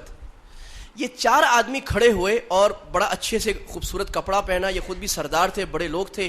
کعبے میں گئے اور کعبے میں جا کے جیسے روایت تھی پہلے طواف کیا اور پھر کھڑے ہو کر سب سے پہلے زہیر نے کہا کہ بھئی میں اس ظالمانہ معاہدے سے راضی نہیں ہوں، اس کو ختم کرو. یہ کیا تم نے مصیبت لگائی ہے؟ ہمارے لوگ ہیں، ہمارا خاندان ہے، ان کو تم نے نکاح سے ختم کر دی ہے، ان سے خرید و فروخت نہیں کرتے، وہ بھوکے مر رہے ہیں، وہ ہمارے ساتھ نکاح نہیں کر سکتے، کھا بھی نہیں سکتے، ہم اس ظلم پر راضی نہیں ہیں. تو ابو جہل کھڑا ہوا. ابو جہل نے کہا تو جھوٹ بول رہا ہے، بالکل ٹھیک بات ہے. اب زہیر کے دوسرے ساتھی ابو البختری کھڑے ہو گئے. انہوں نے ابو جہل کو کہا تم جھوٹ بول رہے ہو، ہم پہلے بھی اس پہ راضی نہیں تھے، ہم اب بھی راضی نہیں ہیں، ہم اس کو ختم کریں گے. اور چنانچہ بہت سارے لوگ حمایت پہ اڑ گئے اور انہوں نے کہا جی ہم ختم کریں گے، معاہدہ ختم کرو. اب جب ختم کرنے کے لیے کعبے میں گئے تو وہاں دیکھا کہ وہ جو معاہدہ تھا وہ سارا پہلے ہی دیمک کھا چکی تھی، صرف اللہ کا نام اس پر باقی تھا. اور ابو طالب نے کہا میرا بھتیجا پہلے ہی مجھے بتا چکا تھا کہ اللہ نے اس معاہدے کو ختم کر دیا. چنانچہ اس طرح یعنی کافروں میں سے ہی کچھ لوگ نکلے جنہوں نے ظلم کے خلاف آواز اٹھائی اور یہ معاہدہ ختم ہوا. جس طرح آج بھی میں آپ کو عرض کیا ہے کہ امریکہ میں، یورپ میں، مغرب میں بہت سارے سنجیدہ لوگ ایسے ہیں جو ان کی غلط پالیسیوں کے خلاف آواز اٹھاتے ہیں، بڑے بڑے مظاہرے کرتے ہیں، کالم لکھتے ہیں، تحریکیں چلاتے ہیں. ایسے لوگ بہرحال یہ اللہ تعالیٰ کی ایک قدرت ہے، طریقہ ہے. یہ معاہدہ ختم ہو گیا تو اللہ نے اپنے نبی صلی اللہ علیہ وسلم کو معراج کرایا. یعنی اتنی تکلیفوں کے بعد آپ نے گویا کہ اللہ تعالیٰ یہ کہہ رہے تھے کہ میرے نبی، لوگ والے اور مکہ والے آپ کی بات نہیں سنتے، آئیں آسمان پر آئیں، ہم آپ کو سیر کراتے ہیں. جس طرح کب آدمی پر بہت مصیبت کے حالات گزرتے ہیں نا، بہت تنگی کے اور دماغ بہت تنگ ہو جاتا ہے، تو لوگ کہتے ہیں جی مری گھوم کے آ جاؤ، ڈاکٹر کہتے ہیں گھوم پھر کے آ جاؤ. تو اللہ کہتے ہیں میرے نبی آپ نے بڑی مشقتیں برداشت کر دی، میں آپ کو آسمان و زمین کی سیر کراتا ہوں. تو اللہ نے اپنے حبیب صلی اللہ علیہ وسلم کو سیر کرائی اور وہ عجیب قصہ ہے معراج کا. خیر وہ ختم ہو گیا اور اس کے بعد آپ صلی اللہ علیہ وسلم کو ہجرت کا حکم ہونا شروع ہو گیا کہ صحابہ سے کئی ہجرت کریں. اور مکہ کے لیے مدینہ کے لیے راستہ ہموار ہو گیا. انصار نے 3 سالوں میں آ کر بیعت کرنی شروع کی اور آخری سال 72 انصار نے بیعت کی اور یہ طے ہو گیا، معاہدہ لکھا گیا کہ ہم آپ کی حمایت کریں گے، اپنے بیوی بچوں کی طرح آپ کی حمایت کریں گے، آپ مدینہ میں تشریف لے آئیے. یہ بھی ایک لمبا قصہ ہے. اس کے بعد قریش نے جب دیکھا کہ صحابہ ہجرت کر کے یثرب جا چکے ہیں اور اب وہاں پر ان کے خلاف ایک مضبوط حکومت قائم ہو سکتی ہے، تو سب قبائل کا اجلاس طلب کر لیا گیا اور اس میں رسول اللہ صلی اللہ علیہ وسلم کے قتل کا فیصلہ کیا. اس شورا میں ابلیس خود ایک بزرگ کی صورت میں آیا. یہ جو تھا فل بینچ بیٹھا تھا اور پورا وائٹ ہاؤس جمع ہوا تھا, پورا پینٹاگون جمع ہوا تھا, اور ہر قبیلے کا بڑا آیا تھا, اور اس میں انہوں نے بیٹھا اب کیا کریں, اب تو یہ لوگ ہمارے ہاتھ سے نکل لیں. چنانچہ جب مشورہ شروع ہونے لگا تو ابلیس جو ہے شیطان, وہ ایک شیخ نجدی کی صورت میں بڑی لمبی داڑھی سفید اور بڑا جبہ قبہ پگڑی پہن کر اور لاٹھی ٹیکتا ہوا آ گیا. تو ابو جہل لوگوں نے کہا, عتبہ نے کہا کہ بھائی تو کہاں آ رہا ہے, ہمارا تو پرائیویٹ مشورہ ہو رہا ہے. اس نے کہا نہیں میں آپ کے ساتھ خیر خواہی کروں گا, مجھے آنے دو. کہا ٹھیک ہے آ جاؤ. کہا آپ کون ہو؟ کہا میں نجد کا ایک بہت بڑا بزرگ ہوں. کہا ٹھیک ہے آ جاؤ. پہلی رائے مشورہ جب ہوا پارلیمنٹ میں تو پہلی رائے یہ دی گئی کہ ایسا کرتے ہیں کہ محمد صلی اللہ علیہ وسلم کو جلا وطن کرتے ہیں. ابو البختری نے رائے دی. انہوں نے کہا کہ نہیں جلا وطن نہیں کرتے, اگر جلا وطن کر دیا تو اس کے حمایتی عرب سے باہر بہت ہیں, یہ ان کو جمع کر کے ہم پر حملہ کرے گا, ہم پر مصیبت ہوگی, مکہ ختم ہو جائے گا. یہ رائے ابو جہل نے کہا ختم کرو, یہ رائے اچھی نہیں ہے. ابو جہل سردار کی حیثیت سے کمانڈ کر رہا تھا, یعنی آپ یہ کہیں اسپیکر بنا ہوا تھا پوری مجلس کا. تو اس کے بعد دوسری رائے یہ دی گئی کہ ایسا کرتے ہیں کہ محمد کو قید کرتے ہیں, اور جیسے ہم نے پرانے شاعروں کو جو توحید پرست قید کیا تھا یہاں تک کہ وہ قید میں مر گئے تھے, محمد کو بھی قید کرتے ہیں. اس رائے کو بھی مانا نہیں گیا کہ اگر قید کریں گے ان کے حمایتی بہت زیادہ ہیں, وہ آ کر چھڑا لیں گے, جنگ کریں گے, وہ اس پر جان لوٹاتے ہیں, ہم جانتے ہیں, وہ اپنے خون کا نذرانہ پیش کرتے ہیں, اپنے بیوی بچوں سے غافل ہو جاتے ہیں, وہ سارے آ کر ہم سے لڑائی کریں گے اور ہم ایک ایسی لڑائی میں پڑ جائیں گے جس کی ہمیں ضرورت نہیں ہے. ابلیس نے کہا ہاں بھائی یہ رائے بھی غلط ہے. ابلیس بھی آگے کمانڈنگ پوزیشن میں آ گیا, اس نے کہا یہ بات بھی غلط ہے. آخر میں ابو جہل نے کہا میں ایک رائے دیتا ہوں. کہا دو. اس نے کہا ایسا کرتے ہیں کہ ہر قبیلے کا ایک جوان لے لو, کڑیل قسم کا مضبوط, اور سارے مل کر محمد صلی اللہ علیہ وسلم کے پاس گھیرا ڈال دو, جیسے ہی صبح آپ نکلیں گے یک بارگی حملہ کر کے سارے قتل کر دو. اور چونکہ سارے قتل کریں گے تو خون تقسیم ہو جائے گا, قصاص کسی ایک پر نہیں آئے گا, لا محالہ بنو عبد مناف کو دیت لینی پڑے گی, کیونکہ سب کو تو قصاص میں قتل نہیں کر سکتے, سارے مکہ سے تو جنگ نہیں لے سکیں گے, وہ کہیں گے دیت دو تو ہم دیت دے دیں گے, اس طرح یہ ہو جائے گا. تو ابلیس نے کہا ہاں ہاں یہ زبردست بات ہے, ھذا ھو الرأی, یہ زبردست بات. اور ابو جہل کی کمر تھپتھپائی, یہ تم نے زبردست بات, بس ایسے ہی کرو. چنانچہ انہوں نے ایسے کیا اور آگے جی آخر یہ فیصلہ ہو گیا قبیلے. آخر میں کیا کیا کہ محمد صلی اللہ علیہ وسلم کے گھر کے باہر سارے لوگ جمع ہو گئے, اور آپ صلی اللہ علیہ وسلم نے, جیسے آپ کو معلوم ہے, حضرت علی کو اپنی جگہ پر لٹایا اور آپ باہر نکلے, اور آپ صلی اللہ علیہ وسلم نے قرآن مجید کی آیت پڑھی, وجعلنا من بین ایدیہم سدا ومن خلفہم سدا فاغشیناہم فہم لا یبصرون. سورہ یاسین کی آیت. اللہ تعالیٰ فرماتے ہیں میں نے ان کے اور آپ کے درمیان دیوار ڈال دی, اور آپ صلی اللہ علیہ وسلم نے مٹی اٹھائی اپنی مٹھی مبارک میں اور فرمایا شاہت الوجوہ, چہرے خاک آلود ہو جائے, اور مٹی پھینکی تو اللہ نے یہ مٹی ہر کافر کی آنکھ میں ڈال دی, وہ اندھے ہو گئے تھوڑی دیر کے لیے, آپ ان کے بیچ میں سے نکل کے تشریف لے گئے, اور ہجرت کا سفر, مبارک سفر شروع ہو گیا. اس کے بعد یہ جو قتل والی بات ہے یہ آگے ہمیشہ چلتی رہی. پھر یعنی مدینہ میں یہودیوں نے بھی آپ صلی اللہ علیہ وسلم کے قتل کی کوششیں کی, آپ کو مشورے کے لیے بلایا, آپ کو ایک گھر کے نیچے بٹھایا, اوپر سے چٹان پھینکنے کی سازش کی. پھر جیسے ہی مدینہ کی حکومت بنی تو قریش نے اعلان جنگ کیا, یعنی اعلان جنگ مدینہ کی طرف سے نہیں ہوا تھا, قریش نے اعلان جنگ کیا, اور اعلان جنگ کے نتیجے میں کہا پورے عرب کو پھر گھیر کر لائے. اور پانچویں صدی ہجری میں آپ کو معلوم ہے, 5ویں ہجری میں احزاب خندق کی جنگ ہوئی, جس میں سارے عرب کے سارے قبائل کو یہ لوگ مسلمانوں کے خلاف اکٹھا کر کے لائے تھے. متحدہ افواج, پورے عرب کی متحدہ افواج نیٹو جمع ہو کر آئی تھی مسلمانوں کے خلاف. یہ انہوں نے قتل کو کبھی چھوڑا نہیں, اور آخر تک کوشش کرتے رہے کہ مسلمانوں کو ہم قتل کر دیں. ہم نے آج 4 حربے پڑھ لیے, اس کے اوپر ذرا دیکھتے ہیں درس و عبر کیا حاصل ہوتا ہے, دور حاضر پر اس کی کیا تطبیق ہے. مخالفت کا انداز نمبر 5 ہم نے پڑھا تھا منفی پروپیگنڈا اور نفسیاتی جنگ, الغزو الفکری, جس کو کہتے ہیں نفسیاتی جنگ اور فکری جنگ اس دور میں. یہ خود ایک بہت لمبا موضوع ہے, اس موضوع کو اگر بیان کرے کوئی آدمی مختصر بھی, کم از کم 10 نشستیں چاہیے غزو الفکری کو بیان کرنے کے لیے, کہ اس دور کی فکری جنگ کیا ہے, کب سے شروع ہوئی, اور یہ حملے کب سے اور کہاں سے ہو رہے ہیں. بہرحال میں خلاصہ اس کا عرض کر رہا ہوں.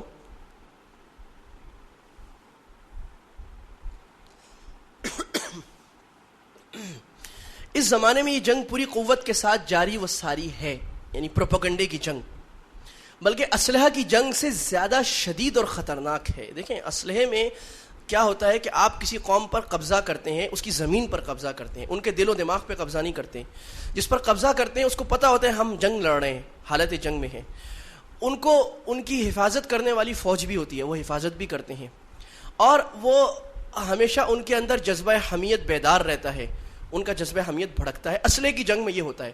چنانچہ مغرب نے یہ جو استعماری دور کر کے دیکھ لیا، مسلمانوں کی زمینوں پہ قبضہ کیا، ان کو پتہ اس کا فائدہ کوئی نہیں ہے. 200 سال انہوں نے مسلمانوں کی زمینوں پہ قبضہ کیا کہ مسلمان اسلحے کی جنگ کا فائدہ نہیں ہے. اب انہوں نے کہا دل و دماغ کی جنگ لڑتے ہیں. دل و دماغ کی جنگ جب لڑی جا رہی ہوتی ہے تو ایک آدمی کو پتہ نہیں ہوتا کہ میرے ساتھ جنگ ہو رہی ہے، ہمیں پتہ نہیں ہمارے دماغ اور دل پر حملہ ہو رہا ہے میڈیا کے ذریعے اور چیزوں کے ذریعے، اور حملہ کیے بغیر، جنگ کا اعلان کیے بغیر فتح ہو جاتی ہے. خواہ مخواہ کا خرچہ کرنے کی، اسلحہ کرنے کی، بدنام بننے کی ضرورت نہیں ہوتی. اسلحے کی جنگ میں بدنام الٹا ہوتا ہے آدمی کہ دیکھو حملہ کیا، بچے مارے، بندے مارے، ضرورت نہیں ہے. نمبر 3، یہ جو غزو الفکری ہے، فکر کی جنگ، یہ ایسے لوگوں کے اوپر کی جاتی ہے جو اپنے دفاع پر قادر نہیں ہوتے. اسلحے کی جنگ میں فوج ہوتی ہے، اس کو دفاع کرنا آتا ہے. یہ دل و دماغ کی جنگ عوام کے اوپر ہوتی ہے. وہ بیچارے بکریوں کی طرح ہوتے ہیں کہ عوام تو کل انعام ہے، وہ اپنے دفاع پر عام آدمی بیچارہ قادر نہیں ہوتا. کوئی بہت پڑھا لکھا آدمی ہو وہ قادر ہوتا ہے، عام آدمی قادر نہیں ہوتا. چنانچہ یہ جنگ بہت زیادہ خطرناک جنگ ہے، یہ آج چل رہی ہے. کفار نے اہل اسلام اور خصوصاً علماء کے خلاف زہریلے پروپیگنڈے کا ایسا واویلا مچایا ہوا ہے کہ مسلمانوں کی ایک بڑی تعداد اس سے متاثر ہے. آج آپ دیکھ لو، کافروں کو چھوڑ دیجئے، مسلمانوں کی بڑی تعداد ان پروپیگنڈوں سے بری طرح متاثر ہے. مثلا میں چند مثالیں دے رہا ہوں بہت چھوٹی. مثلا مسلمان دقیانوس ہے، یعنی پرانے زمانے کا آدمی ہے، علم کے خلاف ہے. یہ ایک بہت بڑا پروپیگنڈا مغرب میں ہے کہ مسلمان علم کے خلاف ہے. سائنس علم ہے، علمانیت علم ہے، سیکولرزم علم کا حامی نظام ہے، اور اسلام مسلمان علم کے خلاف ہیں. یہ پتھر کے زمانے کی حکومت چاہتے ہیں، یہ سائنس کے مخالف ہیں، یہ میڈیکل کے مخالف ہیں، یہ دنیا کی ترقی کے مخالف ہیں، یہ آرٹس کے مخالف ہیں، یہ میوزک کے مخالف ہیں. اس کو یہ علم کہتے ہیں. اور مسلمان اس دور میں آپ دیکھ لیجئے کہیں علم میں ترقی نہیں کر رہے، لہٰذا مسلمان علم کے مخالف ہیں، بد تہذیب ہیں. دنیا کو تہذیب سے آشنا کرانے والا مغرب ہے، سیکولر ہے. مسلمان تو بد تہذیب ہیں، کوڑے مارنے والے ہیں، ذبح کرنے والے ہیں، قتل کرنے والے ہیں، پتھر کے زمانے کے لوگ ہیں، بد تہذیب ہیں. معاشرے میں قتل و خون ریزی کا حامی ہے. چنانچہ یہ جو آپ دیکھتے ہیں بہت سارے لوگوں کو کھڑا کیا جاتا ہے، وہ اسلام کی ایک بڑی گندی تعبیر لوگوں کے سامنے پیش کرتے ہیں. قتل کرنا، ہاتھ کاٹنا، کوڑے مارنا، عورتوں کو قتل کرنا، عورتوں کو کوڑے مارنا، یہ بھی حقیقت میں ایک یہ سازش ہوتی ہے کہ یہ بتانے کے لیے کہ یہ اسلام ہے، اور لوگوں کو ڈرایا جاتا ہے دیکھو تم اگر اسلام چاہتے ہو پھر یہ آ جائے گا اور تمہارا یہ ہو جائے گا، تمہاری بلڈنگیں تباہ ہوں گی، تمہاری تہذیب سب، یہ اسلام ہے. اور اس سے وہ اپنے پروپیگنڈے میں کامیاب ہو جاتے ہیں کہ اسلام اس کو کہتے ہیں، اور مسلمانوں کے ترجمان یہ ہیں. حالانکہ دنیا کے سارے اہل علم اور علماء، بڑے بڑے، کوئی عالم، کوئی اہل علم، مسلمانوں کا حقیقی ترجمان کوئی بھی اس کا حامی نہیں ہے کہ اس کو اسلام کہتے ہیں. لیکن ان کو تو ایک پروپیگنڈا کرنے کے لیے دلیل نہیں چاہیے، پروپیگنڈا کرنے کے لیے خواہ مخواہ کی ہوا چاہیے. وہ ان کو ہوا مل جاتی ہے، کہتے ہیں یہ اسلام ہے. ترقی کے خلاف ہے، مسلمان ترقی کے خلاف ہیں، یہ تخریب والے لوگ ہیں. عورت کے حقوق غصب کرتا ہے، یہ ایک بہت بڑا موضوع ہے اس دور میں. اور اس دور میں کوئی بھی فکری سیمینار اس موضوع کے بغیر پورا نہیں ہوتا. عورت کا کردار، ہم نے عورت کو آزاد کیا ہے، عورت کو آزاد کیا، عورت کو اس کے حقوق دلوائے. مسلمان عورت کو بند کرتے ہیں، قید میں ڈالتے ہیں، پردے میں ڈالتے ہیں. قید ہے، پردے کو قید و بند کی علامت اور بے پردگی کو آزادی کی علامت بنا کر دنیا کو متاثر کر کے قبول کروا دیا ہے. آپ کا عام مسلمان اس کو مانا ہوا ہے. آج یہ بات انسان کی آزادی کے خلاف ہے، دہشت گرد ہے، وغیرہ وغیرہ. یہ پروپیگنڈا آپ کے خلاف کیا جا رہا ہے. آگے چلیے. چلیں یہ کام آج بہت سے مختلف انداز میں. مداہنت کی پیشکش. مداہنت کا مطلب یہ ہے کہ مسلمان کو اس کے جذبات اور اس کے عقیدے سے اور اس کے نظریات سے نیچے لے آنا. وہ مسلمان اپنے دین کے احکام پر نرم ہو جائے اور اس میں کمپرومائز کرنے پر راضی ہو جائے. جب آدمی کو اپنے دین میں شک ہو جاتا ہے، اپنے دین اور نظریے میں کمپرومائز کرنے پر تیار ہو جاتا ہے، تو وہ اس کو پھر شکار کرنا بہت آسان ہوتا ہے. مسلمان اس کے لیے کیا حربے آزمائے جا رہے ہیں، میں نے 3-4 طریقے بطور مثال عرض کیے ہیں. آپ دیکھیے ذرا. مسلمان نہیں پیچھے پورا تو کرنے دے بھائی. مسلمان نوجوانوں کو غیر ملکی علوم سے مرعوب کرنا تاکہ دل میں ایمان اور احکام اسلام کی قدر کم ہو جائے اور وہ اپنے اس عظیم سرمایے کے بارے میں احساس کمتری کا شکار ہو جائیں. چونکہ مسلمانوں کو دنیا کی ڈیفرنٹ سائنسز جو ہیں اس سے مرعوب کیا جا رہا ہے. یہ دیکھو ترقی، ٹیکنالوجی، یہ موبائلز اور یہ انٹرنیٹ ایج اور ٹیکنالوجی ایج اور یہ اور وہ، اس سے نوجوان کو مرعوب کیا جا رہا ہے اور مغرب کے علوم اور یونیورسٹیوں سے مرعوب کیا جا رہا ہے تاکہ اپنے پاس، ہمارے پاس جو اتنا بڑا سرمایہ ہے، جو 800 سال تک مسلمانوں کے پاس علمی سرمایہ ترقی اور رہا ہے، نہ صرف اسلام میں بلکہ طب میں، علم میں، ٹیکنالوجی میں، آرکیٹیکچر میں، مسلمان اس سے غافل ہو جائے اور مغرب کی مروبیت آ جائے. ہاں ان کے پاس کتنا بڑا علم ہے، اپنے علم سے غافل ہو جائے. پورا میڈیا اس پر لگا کہ یہ مسلمانوں کو یہ دکھائے کہ علم تو مغرب نے دیا ہے. اس کے لیے چنیدہ نوجوانوں کے لیے مغرب کی یونیورسٹیوں کے دروازے کھول دینا. مغرب کو کیا پڑی ہے کہ ہمارے نوجوانوں کو اسکالرشپ دے کر ہارورڈ، آکسفورڈ اور کیمبرج میں پڑھاتے ہیں؟ کیوں پڑھاتے ہیں؟ کیوں وہ پاکستان کے سب سے ذہین ترین نوجوانوں کو ہر سال 200 نوجوانوں کو اٹھا کر اسکالرشپ دے کر، پیسے دے کر ہارورڈ میں، آکسفورڈ میں لے جاتے ہیں؟ کیوں لے جاتے ہیں؟ وہ کیوں اپنی یونیورسٹیوں کے لیے ہمارے دروازے، ان کو پتہ ہے مسلمان مارتے ہیں، دہشت گردی کرتے ہیں، یہ بھی کہتے ہیں، لیکن دروازے یونیورسٹیوں کے لیے کھول کے رکھتے ہیں؟ کیوں کھول کے رکھتے ہیں؟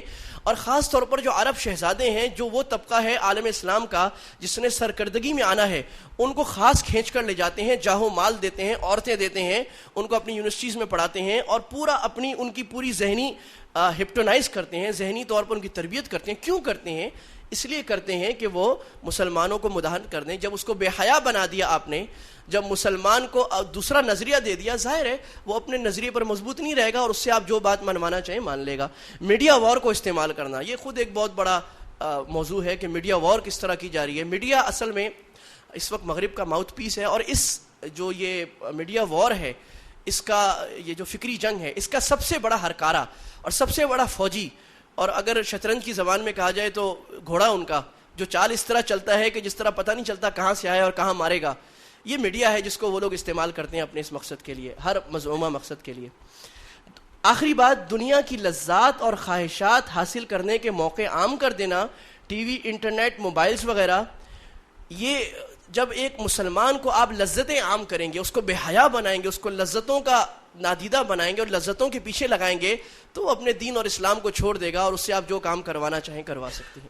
آخری بات، ایک عنوان آج کل اٹھایا گیا ہے بہت زیادہ عالمی سطح پر، مکالمہ بین المذاہب، انٹر ریلیجن ڈائیلاگ. اس کا مقصد بھی مسلمانوں کو مداحن بنانا ہے. اس کا مقصد یہ ہے کہ آپ سب، ہم اہل کتاب مذاہب ہیں، یہودی، عیسائی اور اسلام، ہم سب اہل کتاب ہیں. کیوں نہ ہم مل کر بیٹھ جائیں، اتحاد کی بات کریں، جیسے کافر کہتے تھے اتحاد کی بات کریں. ہم ایک ٹیبل پر بیٹھتے ہیں اور بائبل، قرآن اور تورات کی مشترکہ باتوں پر مل کر چلتے ہیں، ایک دوسرے کے آپس میں نفرتوں کو ختم کرتے ہیں، دشمنی کو ختم کرتے ہیں، محبت کے پینک بڑھاتے ہیں، محبت کو آپ کرتے ہیں، امن کی آشا بڑھاتے ہیں. یہ امن کی آشا حقیقت میں ایک بڑا خطرناک زہریلا تیر ہے. یہ ایک دودھ کا پیالہ ہے جس کے اندر بہت خطرناک زہر ملا ہوا ہے جو امت مسلمہ کو پھیلایا جا رہا ہے. اور آپ دیکھیے پچھلے دنوں میں اسپین میں ایک کانفرنس ابھی ہوئی ہے 3 سال پہلے، شاہ فہد نے اس کی سرپرستی کی تھی، اس بڑی سطح پر ہوئی تھی، اور یہ پورے عالم اسلام کے دماغوں کو جمع کیا جا رہا ہے تاکہ کفار کی جو نفرت اور کفریہ خصائص کی نظریے کی نفرت مسلمانوں کے دلوں سے کھرچ کر ختم کر دی جائے اور ان کے اندر سے اسلام کی حمیت کو اکھاڑ کر پھینک دیا جائے. یہ ارباج آزمایا جا رہا ہے، آپ دیکھ سکتے ہیں. اس کے بعد آگے چلیں، اس سلائڈ کو پورا دکھا دیں. یہ تھوڑی سی بات یہ ہے کہ میں نے عرض کیا تھا نا کہ شعب ابی طالب میں اللہ کے نبی اور صحابہ پر اتنی سخت تکلیفیں کیوں آئیں، اس کا کیا وجہ تھا. اس کی تھوڑی سی وجوہات میں نے ذکر کی ہیں. دیکھیں، اس ایسے سخت حالات میں آپ صلی اللہ علیہ وسلم کا صحابہ کو حکم صبر اور اشتعال سے بچنے کا تھا، تو اللہ نے صبر کی تربیت کرائی ہے. حضرت عمر اور حمزہ جیسے غیور صحابہ بھی لڑ سکتے تھے کہ نہیں لڑ سکتے تھے؟ لڑ سکتے تھے نا، مزاحمت کر سکتے تھے، لیکن اللہ کے نبی صلی اللہ علیہ وسلم نے ان کو اجتماعیت سکھائی کہ دیکھو بھائی، جب غلبہ غیر مسلم قوتوں کا ہو یا اسلام کے خلاف قوتوں کا ہو، اس وقت اہل اسلام کو صبر سے کام لینا چاہیے. ایسے موقع پر ہمارے نوجوان جذباتی ہو جاتے ہیں. جذباتی ہونے میں سراسر نقصان ہمارا ہے. اگر ہم مقہور ہیں، اگر ہم مغلوب ہیں، تو اس میں نقصان ہی نقصان ہے. مکی زندگی کا تعامل اور مکی زندگی کا طرز عمل آج ہمارے لیے بہت بڑا نمونہ ہے. جن ممالک میں مسلمان اور اسلام پسند لوگ مغلوب ہیں، ان کو مکی زندگی کو اچھی طرح پڑھنا چاہیے. کہ اللہ کے نبی صلی اللہ علیہ وسلم نے اتنی سخت تکلیفیں، صحابہ کو مارا جا رہا ہے، قتل کیا جا رہا ہے، آپ نے صبر کا دامن کہا، اور صحابہ کو بھی کہا خبردار کسی نے تلوار نہیں اٹھانی، خبردار کسی نے اشتعال بازی نہیں کرنی، خبردار کسی نے جذبات نہیں ابھارنے، اپنے جذبات کو سنبھال کے رکھو، اپنے نفس پر قابو رکھنے اور خواہشات کو دبانے کی تربیت۔ جس تنظیم کے کارکنوں کی تربیت صبر کی نہیں ہوتی، جس تنظیم کے کارکنوں کی تربیت اپنے جذبات کو قابو رکھنے کی نہیں ہوتی، وہ تنظیم واضح طور پر ناکام ہو جاتی ہے۔ جس تنظیم کا امیر کارکنوں کے جذبات کے اوپر چلتا ہو، وہ کہے میرے کارکن مجھے مار دیں گے، میرے کارکنوں کے جذبات خراب ہوں گے، وہ تنظیم کبھی کامیاب نہیں ہو سکتی۔ جو تنظیم اپنے نوجوانوں کی صبر کی تربیت کے بغیر آگے چلے گی، وہ ہمیشہ ناکام ہوگی۔ آج بھی آپ دیکھ لیجئے کتنی تنظیمیں ایسی ہیں، انہوں نے اپنے نوجوانوں کی تربیت نہیں کی، وہ جذبات میں کبھی ٹائر جلاتے ہیں، کبھی دھماکے کرتے ہیں، کبھی کیا کرتے ہیں، کبھی نعرے لگاتے ہیں، کبھی ایسی حرکت کرتے ہیں، پوری جماعت کو نقصان ہوتا ہے، جماعت نقصان لیتی ہے۔ صبر کی تربیت آپ نے 13 سال کرائی ہے، اس کے بعد حکومت اسلامیہ قائم کی ہے، یہ بڑا اہم نقطہ ہے۔ آگے چلیں، اگلی سلائیڈ۔ آخری معاملہ، آخری بات جو آئی ہے، چلیں آگے چلیں، اگلی سلائیڈ۔ آخری حربہ کیا پڑھا تھا جی ہم نے؟ آخری حربہ کیا تھا؟ آپ میرے ساتھ ساتھ رہے نا، تھوڑا سا آپ بھی تو بولے، مجھے پتہ لگے میرے ساتھ ہیں آپ لوگ۔ دائی حق کو قتل کرنا، نہیں یہ بائیکاٹ رہ گیا۔ اچھا یہ سلائیڈ آگے پیچھے آگئی۔ بہرحال یہ بائیکاٹ میں یہ بات رہ گئی تھی کہ آج کفار کا یہ طریقہ آج بھی آزما رہے ہیں۔ 7واں حربہ، کفار یہ طریقہ آج بھی آزما رہے ہیں، بائیکاٹ کا طریقہ، یعنی عالم اسلام سے بائیکاٹ، فائنینشیل سینکشنز یا مختلف قسم کی سینکشن لگائی جا رہی ہیں۔ آج کن مسلمانوں ممالک کے ساتھ یہ حربہ آزمایا گیا ہے، تو یہ چند مثالیں لکھی ہیں: فلسطین، عراق، سوڈان، سوریہ، پاکستان، صومالیہ، افغانستان اور ایران۔ یہ چند ممالک ہیں جن پر ماضی میں یا ابھی تک کافروں، یو این او کی طرف سے یا امریکہ کی طرف سے سینکشنز کسی نہ کسی شکل میں لگائی گئی ہیں، پابندیاں لگائی گئی ہیں کہ ان کو پابندی لگائی جائے گی، ان کو تجارت نہیں کرنی دی جائے گی، ان کو ایٹم بم کی وجہ سے یہ پابندی لگائی ہے، ان کے ساتھ میل جول نہیں رکھا جائے گا، ان کو اعلیٰ ممالک کا درجہ نہیں دیا جائے گا، وغیرہ وغیرہ، ان کو بند کرنے کے لیے۔ اور فائنینشنز کی کتنی قسمیں، سینکشنز کی آج پابندیوں کی 4 قسمیں دنیا میں بہت زیادہ رائج ہیں۔ نمبر 1 تو وہی مالی پابندیاں، نمبر 2 ڈپلومیٹک سینکشنز، کہ آپ کی ایمبیسی ہمارے ملک میں نہیں کھلے گی، آپ کے ملک میں ہمارا ایمبیسی نہیں ہوگی، ہمارا ایمبیسی تعلقات نہیں رہیں گے، ملک کے سفارتی تعلقات نہیں رہیں گے، اس سے بہت بڑا نقصان ہوتا ہے ملک کو، ملک چل نہیں سکتا۔ نمبر 3 ملٹری سینکشنز، آپ کے اوپر فوجی پابندیاں لگائی جائیں گی جو پاکستان پر ایٹمی دھماکے کی وجہ سے لگائی گئیں، کہ چونکہ آپ ایٹمی دھماکہ کیا ہے اور ایٹمی دھماکہ ناپختہ لوگوں کے ہاتھ میں، بچوں کے ہاتھ میں، دہشت گردوں کے ہاتھ لگ سکتا ہے۔ ایران پر بھی یہ لگائی ہوئی ہے، صومالیہ پر بھی لگائی ہوئی ہے۔ آپ کی ملٹری سپورٹ نہیں کی جائے گی، آپ کو دنیا کا کوئی آدمی اسلحہ نہیں بیچے گا۔ اور 5ویں اسپورٹ سینکشن، یہ اسپورٹ حقیقت میں مقصد اس کا یہ ہے کہ میل جول کی پابندی، آپ کو دنیا کا ایک صحت مند ملک تقسیم نہیں کیا جائے گا، آپ کو دنیا کے سوشل نیٹ ورک میں نہیں جوڑا جائے گا، آپ کو ہم اپنے سے بیگانہ سمجھیں گے، آپ کو الگ رکھیں گے۔ یہ 4-5 قسم کی پابندیاں ہیں جو آج کل لگائی جا رہی ہیں کفار کی طرف سے۔ اور بھی ٹریڈ سینکشن لگائی جاتی ہیں، آپ تجارت نہیں کر سکتے، مختلف قسم کی چیزیں۔ آگے چلیں جی، اگلی اور آگے اور آگے جی۔ 8واں حربہ آ گیا، دین کے داعی اور علماء کا قتل۔ اب اس پر کچھ کہنے کی ضرورت نہیں ہے، یہ آپ سب سامنے دیکھ رہے ہیں، علماء اور داعیوں کا قتل۔ یہ حربہ ازل سے آزمایا جا رہا ہے، لیکن اہل اسلام اور اہل حق کبھی اس سے ڈرے نہیں، جھکے نہیں۔ جسموں سے جسم گلزار سہی، تم اپنے شکستہ تیر گنو، خود اہل ترکش کہہ دیں گے یہ بازی کس نے ہاری ہے۔ ادھر آ ستم گر ہنر آزمائے، تو تیر آزما ہم جگر آزمائے۔ امت مسلمہ کے لوگ اور علماء نے خاص طور پر پورے صدیوں میں ہمیشہ لاکھوں کی تعداد میں قربانیاں دی ہیں۔ آپ رسول اللہ کے زمانے کے بعد سے دیکھیے، خلافت کا زمانہ گزرا، کتنا کشت خون ہوا، تاتار کا فتنہ آیا، کتنا مسلمانوں کو قتل کیا گیا۔ اپنی ہندوستان کی تاریخ کو آپ دیکھ لیجئے، جب انگریز نے بغاوت ہند اٹھی تھی 1857 کی، وہ ناکام ہو گئی، ناکام تو نہیں ہوئی، بظاہر ناکام ہوئی، آگے اس کے نتائج پاکستان اسی کے نتیجے میں بنا۔ اس وقت امرتسر سے لے کر دہلی تک ہر درخت کے اوپر ایک عالم کی لاش کو لٹکایا گیا تھا، اور توپوں کے آگے علماء کو لگا کر، اس کی تصویریں ابھی تک موجود ہیں، علماء کو لگا کر توپ کو چلا دیا گیا تھا. ایک عالم کو لایا جاتا، اسے تیل کی جلتی کڑھائی میں ڈالا جاتا، اس کا خون اور گوشت ہڈیاں الگ ہو جاتی. دوسرے کو کہا جاتا ہماری بات مانو گے، انگریز کے خلاف بغاوت کا فتویٰ واپس لوگے ورنہ تمہیں بھی ڈالا جائے گا. وہ انکار کرتا، اس کو اس کے سامنے ڈال دیا جاتا. علماء کو گولیوں سے چھلنی کیا گیا، تختوں میں ڈالا گیا، علماء کو قیدوں میں ڈالا گیا. سوریا میں یہ چیز ہوئی. میں 1980 میں سوریا میں یہ کام ہوا، 1990 میں ایک دفعہ سوریا گیا، 2000 میں گیا، پھر ابھی 2008 میں گیا. تو وہاں پر کیا کیا گیا، علماء کو اکٹھا جمع کر کے قتل کیا گیا. جو بچ گئے حافظ الاسد نے ان کو تہخانوں میں ڈالا. 20 سال علماء کو تہخانوں میں رکھا. علم پر پابندی اور درس و تدریس پر پابندی، مدارس پر پابندی. لیبیا میں یہ کام کیا، عراق میں یہ کام کیا، فلسطین میں یہ کام کیا. پھر تونس میں سب سے خطرناک پابندیاں تونس میں لگائی ہیں، ان کے اندر سے اسلام کو اٹھا کر نوچ لیا. پھر ترکی میں پابندیاں لگائیں، اذان میں پابندی. مسلمانوں کو اتاترک نے علماء سے یہ کہا کہ تم اسلامی منشور چاہتے ہو؟ کہاں. ان کو ایک کشتی میں بٹھایا، فلاں جزیرے میں آ جاؤ.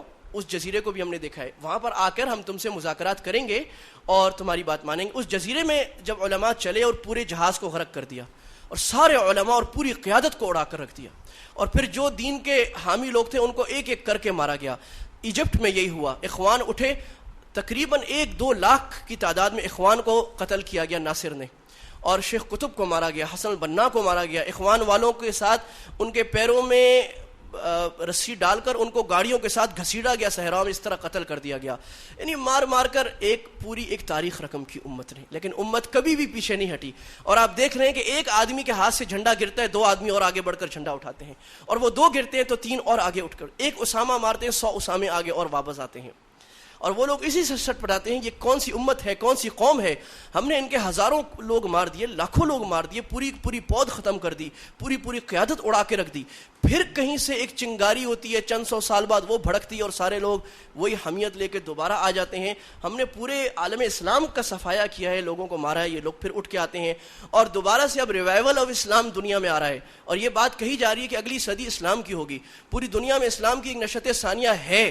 پوری دنیا میں اسلام جاگ رہا ہے. مغرب میں مسلمان لوگ دھڑا دھڑ مسلمان ہو رہے ہیں. مغرب کا مسلمان مشرق کے مسلمان سے زیادہ حمیت والا ہے. جو مسلمان مشرق سے مغرب جاتا ہے وہ اور زیادہ مسلمان بن کر آتا ہے، اور زیادہ مضبوط ہو کر آتا ہے. مشرق کے مسلمان جو موسیقی کے دل دادا نوجوان، یونیورسٹیوں میں پڑھنے والے نوجوان، بے پردہ لڑکیاں، وہ بھی اسلام پر آ رہے ہیں اور ایسی باتیں کر رہے ہیں جو بڑے مضبوط قسم کے مسلمان غیور کیا کرتے ہیں. اندر کا مسلمان جاگ رہا ہے. چنانچہ یہ عالم اسلام کی ہمیشہ سے سنت رہی اور سنت رہے گی کہ لوگ جتنا بھی قتل کر لیں ہم سر لٹاتے ہیں، اور سر لٹانے میں ہمیں کبھی بھی پس و پیش نہیں ہوا. اور ہم نے ہمیشہ ان کے تیروں کے آگے اپنے جگر پیش کیے ہیں اور جگر پیش کر اسلام کے آگے خون کا نذرانہ پیش کیا ہے. فتح ہو پھر بھی ہماری فتح اور شہادت ہو پھر بھی ہماری شہادت. اور یہ اسلام کا قافلہ انشاءاللہ اسی طرح چلتا رہا ہے اور اسی طرح چلتا رہے گا، اور آخر وقت تک انشاءاللہ تیسری جنگ عظیم میں فتح ہماری ہی ہوگی. وَمَكَرُوا وَمَكَرَ اللَّهُ وَاللَّهُ خَيْرُ الْمَاكِرِينَ. وہ بھی مکر کرتے ہیں، ہم بھی تدبیر کرتے ہیں. اللہ کی تدبیر ہمیشہ غالب رہتی ہے. تو میرے عزیز دوستوں، یہ وہ باتیں تھیں جس کو آپ کے سامنے عرض کرنے کا تھا. اس پر ایک بات رہ گئی، پھر کبھی وقت میں عرض کر دیں گے کہ مسلمانوں نے اس کے خلاف کیا کچھ کیا. آپ یہ نوٹ کریں گے، اللہ کے نبی نے یہ 10 گندے حربے تھے، 8 یہ کافروں کے حربے ہیں، یہ ہمارے حربے نہیں ہیں. ہم پروپیگنڈا نہیں کرتے، ہم قتل نہیں کرتے، ہم ظلم نہیں کرتے، ہم مذاق نہیں اڑاتے، ہم گندے حربے نہیں آزماتے. صحابہ نے کبھی، ہمارے بعض مسلمان یہ کام شروع کرتے ہیں. یہ یاد رکھیے جتنے 8 حربے آپ نے پڑھے ہیں یہ کافروں کے حربے ہیں، ہمارے حربے نہیں ہیں. ہم اس کے مقابلے میں ان میں سے کوئی کام نہیں کریں گے. ہم وہ کام کریں گے جو اللہ کے نبی نے صحابہ سے کروایا تھا. اپنا کام کریں گے، صبر کریں گے، قرآن کو پڑھیں گے، قرآنوں سے اپنے ایمانوں کو بنائیں گے، مثبت انداز میں دین کی دعوت کو دیں گے. اور اس طرح انشاءاللہ یہی ہماری کامیابی رہی ہے اور یہی ہماری کامیابی رہے گی انشاءاللہ. وآخر دعوانا الحمدللہ رب العالمین. جزاکم اللہ. کچھ اہم اعلانات ہیں وہ سن لیں. انشاءاللہ تعالی اگلا ماہانہ درس قرآن و حدیث اتوار 9 جون 11:30 بجے دن انشاءاللہ منعقد ہوگا. اور خواتین کے حوالے سے ہر ماہ کی تیسری جمعرات یعنی اس بار 16 مئی کو سپہر 3:30 سے 4:30 بجے یہاں القرآن کورسز سینٹر بہادر آباد میں خواتین کے لیے درس قرآن و حدیث کا انعقاد کیا جائے گا. پورے شہر سے اس میں خواتین جوق در جوق شریک ہوتی ہیں. آپ حضرات سے گزارش ہے کہ اپنی خواتین کو، اور جو خواتین بیٹھی ہوئی ہیں ان سے گزارش ہے کہ بھرپور طریقے سے دعوت چلائیں اور اپنے احباب، اپنے دوست، اپنے رشتہ داروں، ان سب کو لے کر آئیں۔ حضرات و خواتین، انتہائی اہم بات، پچھلے سال اب تک مولانا محمد اسلم شیخو پوری صاحب شہید رحمۃ اللہ علیہ، وہ تشریف لایا کرتے تھے، درس قرآن و حدیث یہاں دیا کرتے تھے۔ کل ان کی شہادت کو انشاءاللہ پورا 1 سال ہو جائے گا۔ مولانا کی جدائی ہمارے لیے ایک بہت بڑا حادثہ تھی، اور آج تک ہماری نکمی حکومت نے ان کے قاتلوں کو گرفتار نہیں کیا، نہ اس حوالے سے بار بار متوجہ کرنے کے باوجود اس حوالے سے کوئی پیش رفت کی ہے۔ اللہ تعالیٰ کرے کہ نئی حکومت آئے گی اور ہم پھر اپروچ کریں گے، اور ہم امید کریں گے کہ نئی حکومت اس حوالے سے کوئی پیش رفت کرے۔ مولانا کے لیے آج پھر ہمیں دعا کرنی ہے، اور مولانا کے قاتلوں کے حوالے سے عرض ہے کہ یا اللہ اس دنیا میں ہی ان کے ساتھ ایسا معاملہ فرما کہ وہ عبرت کا نشان بن جائیں، اور جو قاتل اور جو ان کے پیچھے لوگ جو ان کی ڈورے ہلا رہے تھے، ان کے سامنے اب تو یہ واضح ہو جانا چاہیے کہ ایک مولانا محمد اسلم شیخو پوری کو شہید کرنے کے بعد کیا وہ یہ سمجھتے ہیں کہ اس طریقے سے دین کے پھیلانے کے دیے بجھا دیے جائیں گے، اور پھر اس کے بعد جو ہے درس قرآن و حدیث کے حوالے سے، قرآن فہمی کے حوالے سے جو مجالس ہیں وہ ختم ہو جائیں گی؟ تو یہ ان کی غلط فہمی ہے۔ اس کے بعد آپ حضرات و خواتین نے یہیں اسی القرآن کورسز سینٹر میں ملاحظہ کیا کہ ہم نے فکری موضوعات پر کتنے ہی علماء اکرام کو یہاں بلایا اور فکری موضوعات پر گفتگو کروائی، اور الحمدللہ آپ لوگوں نے انہیں اپروو کیا اور ان کو اپ ٹو دا مارک پایا۔ ایک اہم اعلان یہ ہے کہ یہاں ہر سال خواتین کے لیے، جو دینی مدارس کی طالبات اور عالمات کے لیے 25 روزہ فن خطابت کلاسز رمضان سے 3 ہفتے پہلے کروائی جاتی ہیں۔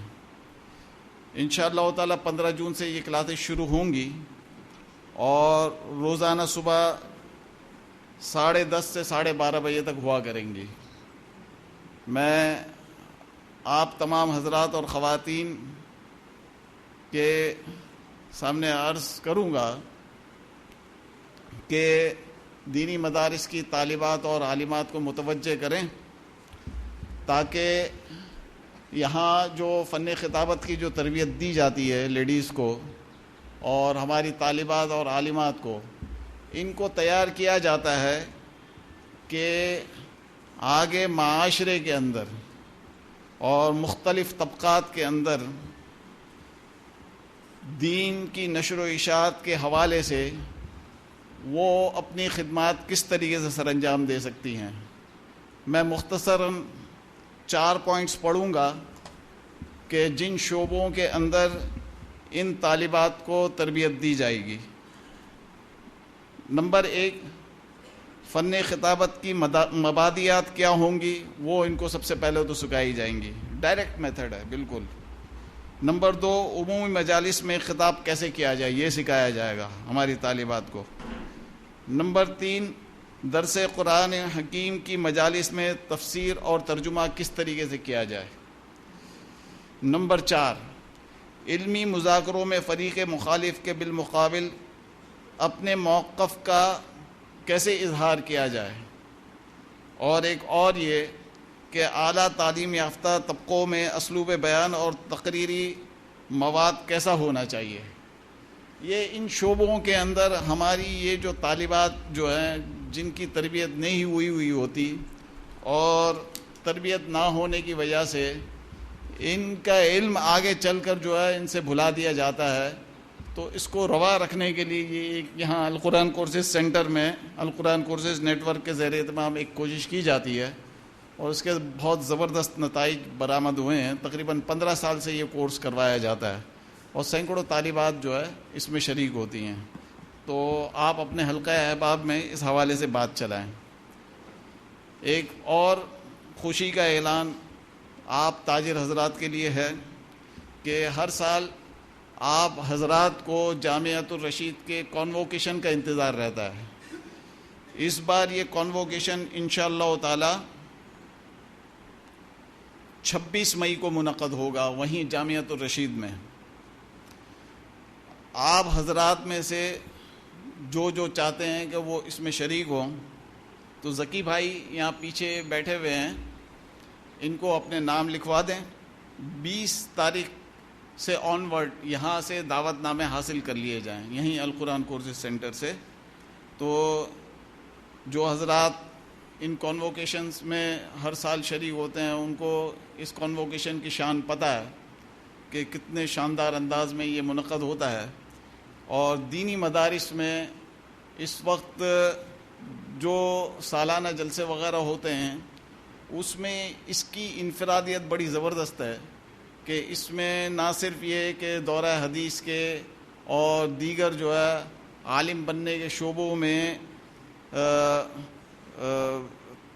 جو انعامات وغیرہ دیے جاتے ہیں، جو دستار فضیلت وغیرہ دیے جاتے ہیں، اس کے ساتھ ساتھ جو کلیت الشریعہ کے طلبہ ہیں، یعنی وہ طلبہ جو ماسٹرز کر کے آئے ہوئے ہوتے ہیں اور جو ڈاکٹریٹ وغیرہ کر کے آئے ہوتے ہیں اور ان کو 4 سال کا کمپیکٹ عالم دین کورس کروایا جاتا ہے، ان کو بھی اس میں اسناد دی جاتی ہیں. مختلف شعبوں سے مفکرین کو بلایا جاتا ہے، ان کے خطابات ہوتے ہیں. تو مختلف جہتوں سے اسلام کو جو خطرات خدشات وغیرہ ہیں اس کے حوالے سے گفتگو ہوتی ہے تو ایک فکر بیدار ہوتی ہے. تو جو حضرات انٹرسٹڈ ہوں وہ ذکی بھائی کو اپنے نام لکھوا دیں. ایک اور اہم اعلان اس کے حوالے سے انشاءاللہ تعالی اگلے ماہ میں یہیں ملٹی میڈیا پر بات کروں گا. ہمارے جامعۃ الرشید کا پبلک سروسز سینٹر ہے جو کہ یہاں پچھلی مرتبہ بھی میں نے اعلان کیا تھا کہ رویل کھنڈ سوسائٹی میں 2 بنگلے جو ہے ہم نے حاصل کیے ہیں. رویل کھنڈ سوسائٹی میں بنگلہ نمبر 46 اور 47 گلستان انیس سے روڈ کراس کر کے سیدھے ہم جاتے ہیں تو ایک چوراہا آتا ہے، اس کے لیفٹ سائڈ پر یہ 2 بنگلے جو ہے وہ as a public services centre یہ جامعۃ الرشید کے مختلف جو پبلک کے حوالے سے جو شعبے ہیں ان کے حوالے سے انشاءاللہ تعالی 4-5 دن میں کام کرنا شروع کر دیں گے. تو اس کی تفصیل میں تھوڑی سی آپ کو اس طریقے سے بتاؤں. یہ آپ جو ہے ان کو سمجھ لیں تاکہ جو ہے اس پیغام کو عام کرنے میں مدد ملے. اپنی نوعیت کا ایک پہلا سینٹر ہے، کراچی میں نہیں، پاکستان میں نہیں، پورے بر صغیر میں پہلی مرتبہ ایسا ہو رہا ہے کہ اس قسم کا سینٹر قائم کیا جا رہا ہے لوگوں کی دینی رہنمائی کے لیے. پبلک سروسز سینٹر کے اندر جو 6 یا 7 ادارے جو کام کریں گے اس میں سب سے پہلا تو ہے حلال فاؤنڈیشن، یعنی جو پوری دنیا کے اندر اس وقت جو اشیاء جو ہے کھانے پینے کی ان میں اور لگانے کی ان میں جو کیمیکلز وغیرہ اور جو اجزاء وغیرہ استعمال ہو رہے ہیں ان کی ریسرچ کا کام ہو رہا ہے اور اس کا یہ سینٹر یہاں حلال فاؤنڈیشن میں جو کام کرنا شروع کرے گا. تو آپ کی آسانی کے لیے انشاءاللہ تعالی آپ جو حضرات بھی وہاں جایا کریں گے تو ان کو بھرپور رہنمائی دی جائے گی. سرٹیفیکیشن بھی انشاءاللہ اس میں ہوگی، اس کی تفصیلات بھی انشاءاللہ وہیں سے آپ کو مل جائے گی. اس کے علاوہ ایک ادارہ ہے جامعہ کا شریعہ کنسلٹنسی سروسز، تقریباً 1.5-2 سال سے یہ بھی کام کر رہا ہے. پہلے صدر میں اس کا بیس تھا، لیکن اب یہ بھی یہاں شفٹ ہو رہا ہے. اور جتنے بھی تجارت سے متعلق ضروری مسائل ہیں جس کا جواب جو ہے بآسانی ہمیں حاصل نہیں ہوتا تاجروں کو، تو وہاں بالکل لیٹسٹ وے کے اندر، ریسرچ اورینٹڈ وے کے اندر اس کے جوابات جو ہے وہ دیے جاتے ہیں، اور انشاءاللہ تعالی اس حوالے سے آپ کو کسی قسم کی دشواری کا سامنا نہیں کرنا پڑے گا. ایک اور دفتر وہاں منتقل ہوگا، وہ ہے Karachi institute of management sciences, جو جامعہ کا یہ ادارہ اس وقت جامعہ میں ہی ہے، اور یہاں علماء اکرام کو MBA BBA اور اکنامکس وغیرہ کے اندر ماسٹرز کروایا جاتا ہے. عام ہمارے جو شہری طلبہ بھی وہاں جاتے ہیں. تو ایک بالکل نئی ریت قائم کی گئی ہے کہ جناب جو ہے ہمارے علماء اکرام اور ہمارے دیندار طبقے کو بھی اب مینجمنٹ سائنسز پڑھائی جاتی ہے، تاکہ مینجمنٹ کے کسی بھی شعبے کے اندر وہ جائیں تو اپنا بھرپور کردار ادا کریں. یہ جو بڑی بڑی فرمز جو ہیں، اس میں جو تجارت کے حوالے سے جتنی بھی ڈیلنگز جو ہوتی ہیں، اس میں سب سے بڑا ایشو جو ہوتا ہے سودی لین دین وغیرہ کا ہوتا ہے، اور یہاں بھی حلال اور حرام کا مسئلہ پایا جاتا ہے. تو یہاں ان اداروں میں جو نئی ریت ڈالی گئی ہے شریعہ ایڈوائزر کی، جس طریقے سے بینکس میں ہوتے ہیں، اس طریقے سے شریعہ ایڈوائزر جتنی بھی بڑی بڑی کمپنیز ہیں ان میں بھی شریعہ ایڈوائزرز کی ضرورت ہے. تو یہاں کمس کے اس ادارے کے اندر اس قسم کے جو حضرات تیار کیے جا رہے ہیں، جو مینجمنٹ سائنسز کو پڑھنے کے بعد، وہ علماء اکرام مینجمنٹ سائنسز کو پڑھنے کے بعد ان اداروں میں جائیں اور حلال اور حرام کے حوالے سے جو ہے ان اداروں کو جو ہے اپنا آڈٹ کر کے دیں سارا کا سارا. ایک اور ادارہ چلڈرن کلب، وہ بھی وہاں شفٹ ہوگا. اور ایک رسالہ جامعہ کا آج کل نکل رہا ہے، شریعہ اینڈ بزنس، بہت مقبول ہوا ہے ماشاءاللہ، اس کا دفتر بھی وہاں شفٹ ہوگا. ایک ادارہ مجلس علمی سوسائٹی، وہ بھی وہیں شفٹ ہو رہا ہے. اور ایک اور بہت زیادہ خوشی کی بات، الغزو الفکری کی ابھی بات چلی تھی نا یہاں دور جدید میں، اس کو اگر ہم تھنک ٹینک کا نام دیں تو زیادہ موزوں ہوگا. تھنک ٹینکس کا رواج جو ہے اس وقت پوری دنیا کے اندر چل رہا ہے. امریکہ اپنی ساری کی ساری پالیسیز، وہ پالیسیز جو کہ بین الاقوامی سطح پر اور نیشنل بیس پر جو ہوتی ہیں، وہ امریکہ انہی تھنک ٹینکس سے جو ہے حاصل کرتا ہے، تھنک ٹینکس سے خریدتا ہے باقاعدہ. یہ تھنک ٹینکس جو ہے اس پر بڑی زبردست ریسرچ کرتے ہیں، جتنے بھی پالیسی میٹرز ہوتے ہیں. اس قسم کے تھنک ٹینکس کا رواج ہمارے یہاں پاکستان میں نہیں ہے. جامعۃ الرشید پہلی مرتبہ یہ والا کنسیپٹ لے کر آ رہا ہے اس وقت. اور سینٹر فار پالیسی ریسرچ کر کے ایک ادارہ جو ہے وہ اسلام آباد میں قائم کر دیا گیا ہے. اس کا لنک انشاءاللہ تعالی یہاں جو ہماری جگہ ہے اس میں بھی ہوگا. اس قسم کے کوئی پالیسی ایشوز جو ہوا کریں گے جس میں ہماری قوم کو رہنمائی کی ضرورت ہے، ہماری حکومتوں کو رہنمائی کی ضرورت ہے، تو سینٹر فار پالیسی اسٹڈیز اس پر ریسرچ کرے گا، اس میں بیوروکریٹس کو مدعو کرے گا، اس میں بڑے بڑے ریسرچ اسکالرس کو مدعو کرے گا، بڑے بڑے دانشور جو ہے اور ریٹائرڈ جرنلز وغیرہ، ان سب کو مدعو کر کے جو اسلام کے مطابق جو پالیسی ہوگی، جو ہمارے ملک کے جو آئین کے مطابق ہم آہنگی ہوگی، ان کو قوم کے سامنے پیش کیا جائے گا، ان کو حکومتوں کے سامنے پیش کیا جائے گا کہ بھائی ہماری ریسرچ یہ کہتی ہے کہ ہماری پالیسی اس حوالے سے یہ ہونی چاہیے. آپ اندازہ لگائیں کہ یہ کتنا بڑا کام ہونے کے لیے جا رہا ہے. اور اس قسم کے کام جو ہے ابھی تک جو ہے برِ صغیر میں، پورے برِ صغیر کے اندر بہت کم سطح پر ہوئے ہیں، اور دینی اداروں کی طرف سے تو اس حوالے سے بلیک آؤٹ ہے.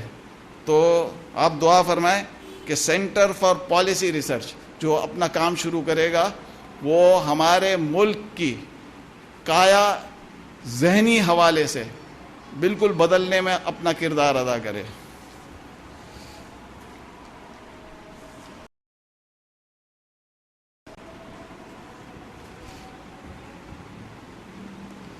ایک اور چیز جو ہے میں نے پچھلے درس میں بھی عرض کی تھی کہ القرآن کورسز فیس بک پر آ گیا ہے۔ 2700 لائکس تھے پچھلی مرتبہ، الحمدللہ اس بار 21,000 لائکس ہو گئے ہیں۔ شکیل صدیقی بھائی جو ہے ہمارے سامنے بیٹھے ہوئے ہیں، ان کی کاوشیں ہیں جو ہم اس حد تک پہنچ گئے۔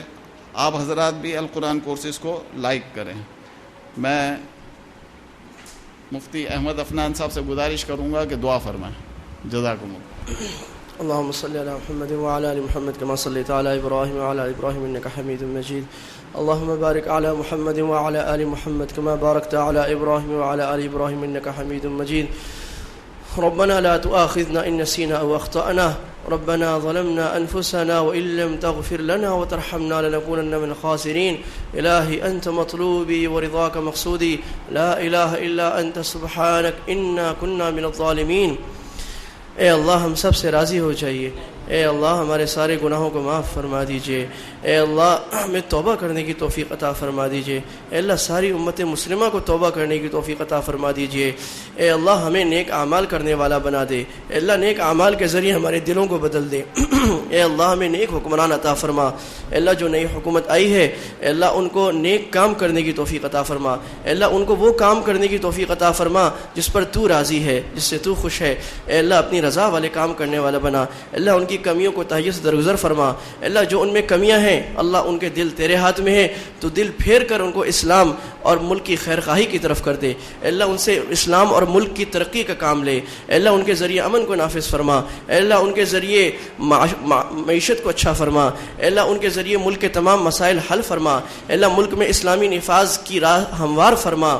اے اللہ ہمیں ایک بنا، اے اللہ ہمیں نیک بنا۔ اے اللہ ہم سب کو ایک دوسرے کے دکھ درد بانٹنے والا بنا۔ اے اللہ ہمارے علماء کرام کو جزائے خیر دے۔ اللہ ان کی حفاظت فرما۔ اے اللہ ہمارے نوجوانوں کو ہدایت دے۔ اے اللہ ہمارے بوڑھوں کو ہدایت پہ لیا۔ اللہ ہمارے بچوں کو ہدایت پہ لیا۔ اے اللہ ہم سب کو ایک لا الہ الا اللہ کے لیے کام کرنے والا بنا دے۔ اے اللہ قومی تعصبات کو ختم فرما دے، زبانی اور تنظیمی تعصبات کو ختم فرما دے۔ اے اللہ ایک اسلام کا جھنڈا بلند فرما دے۔ اے اللہ جو کوتاہیاں ہو چکی معاف فرما دے۔ اے اللہ معاف فرما دے۔ اللہ جی راضی ہو جا۔ اللہ جو بیمار ہیں ان کو شفائے کاملہ عاجلہ نصیب فرما دے۔ اللہ جن کی حاجات ہیں اللہ ہم تیرے سامنے اپنی حاجات پیش کرتے ہیں۔ اللہ ان حاجات کو تو ہی پورا فرما۔ اپنے غیب کے خزانوں سے ہماری مدد فرما۔ اللہ ہمارے چھوٹے ہاتھوں کے مطابق نہ عطا فرما، اپنے لامتناہی خزانوں کے مطابق عطا فرما۔ صلی اللہ تعالی علی خیر خلقہ سیدنا مولانا محمد و آلہ و صحبہ اجمعین برحمتک یا ارحم الراحمین۔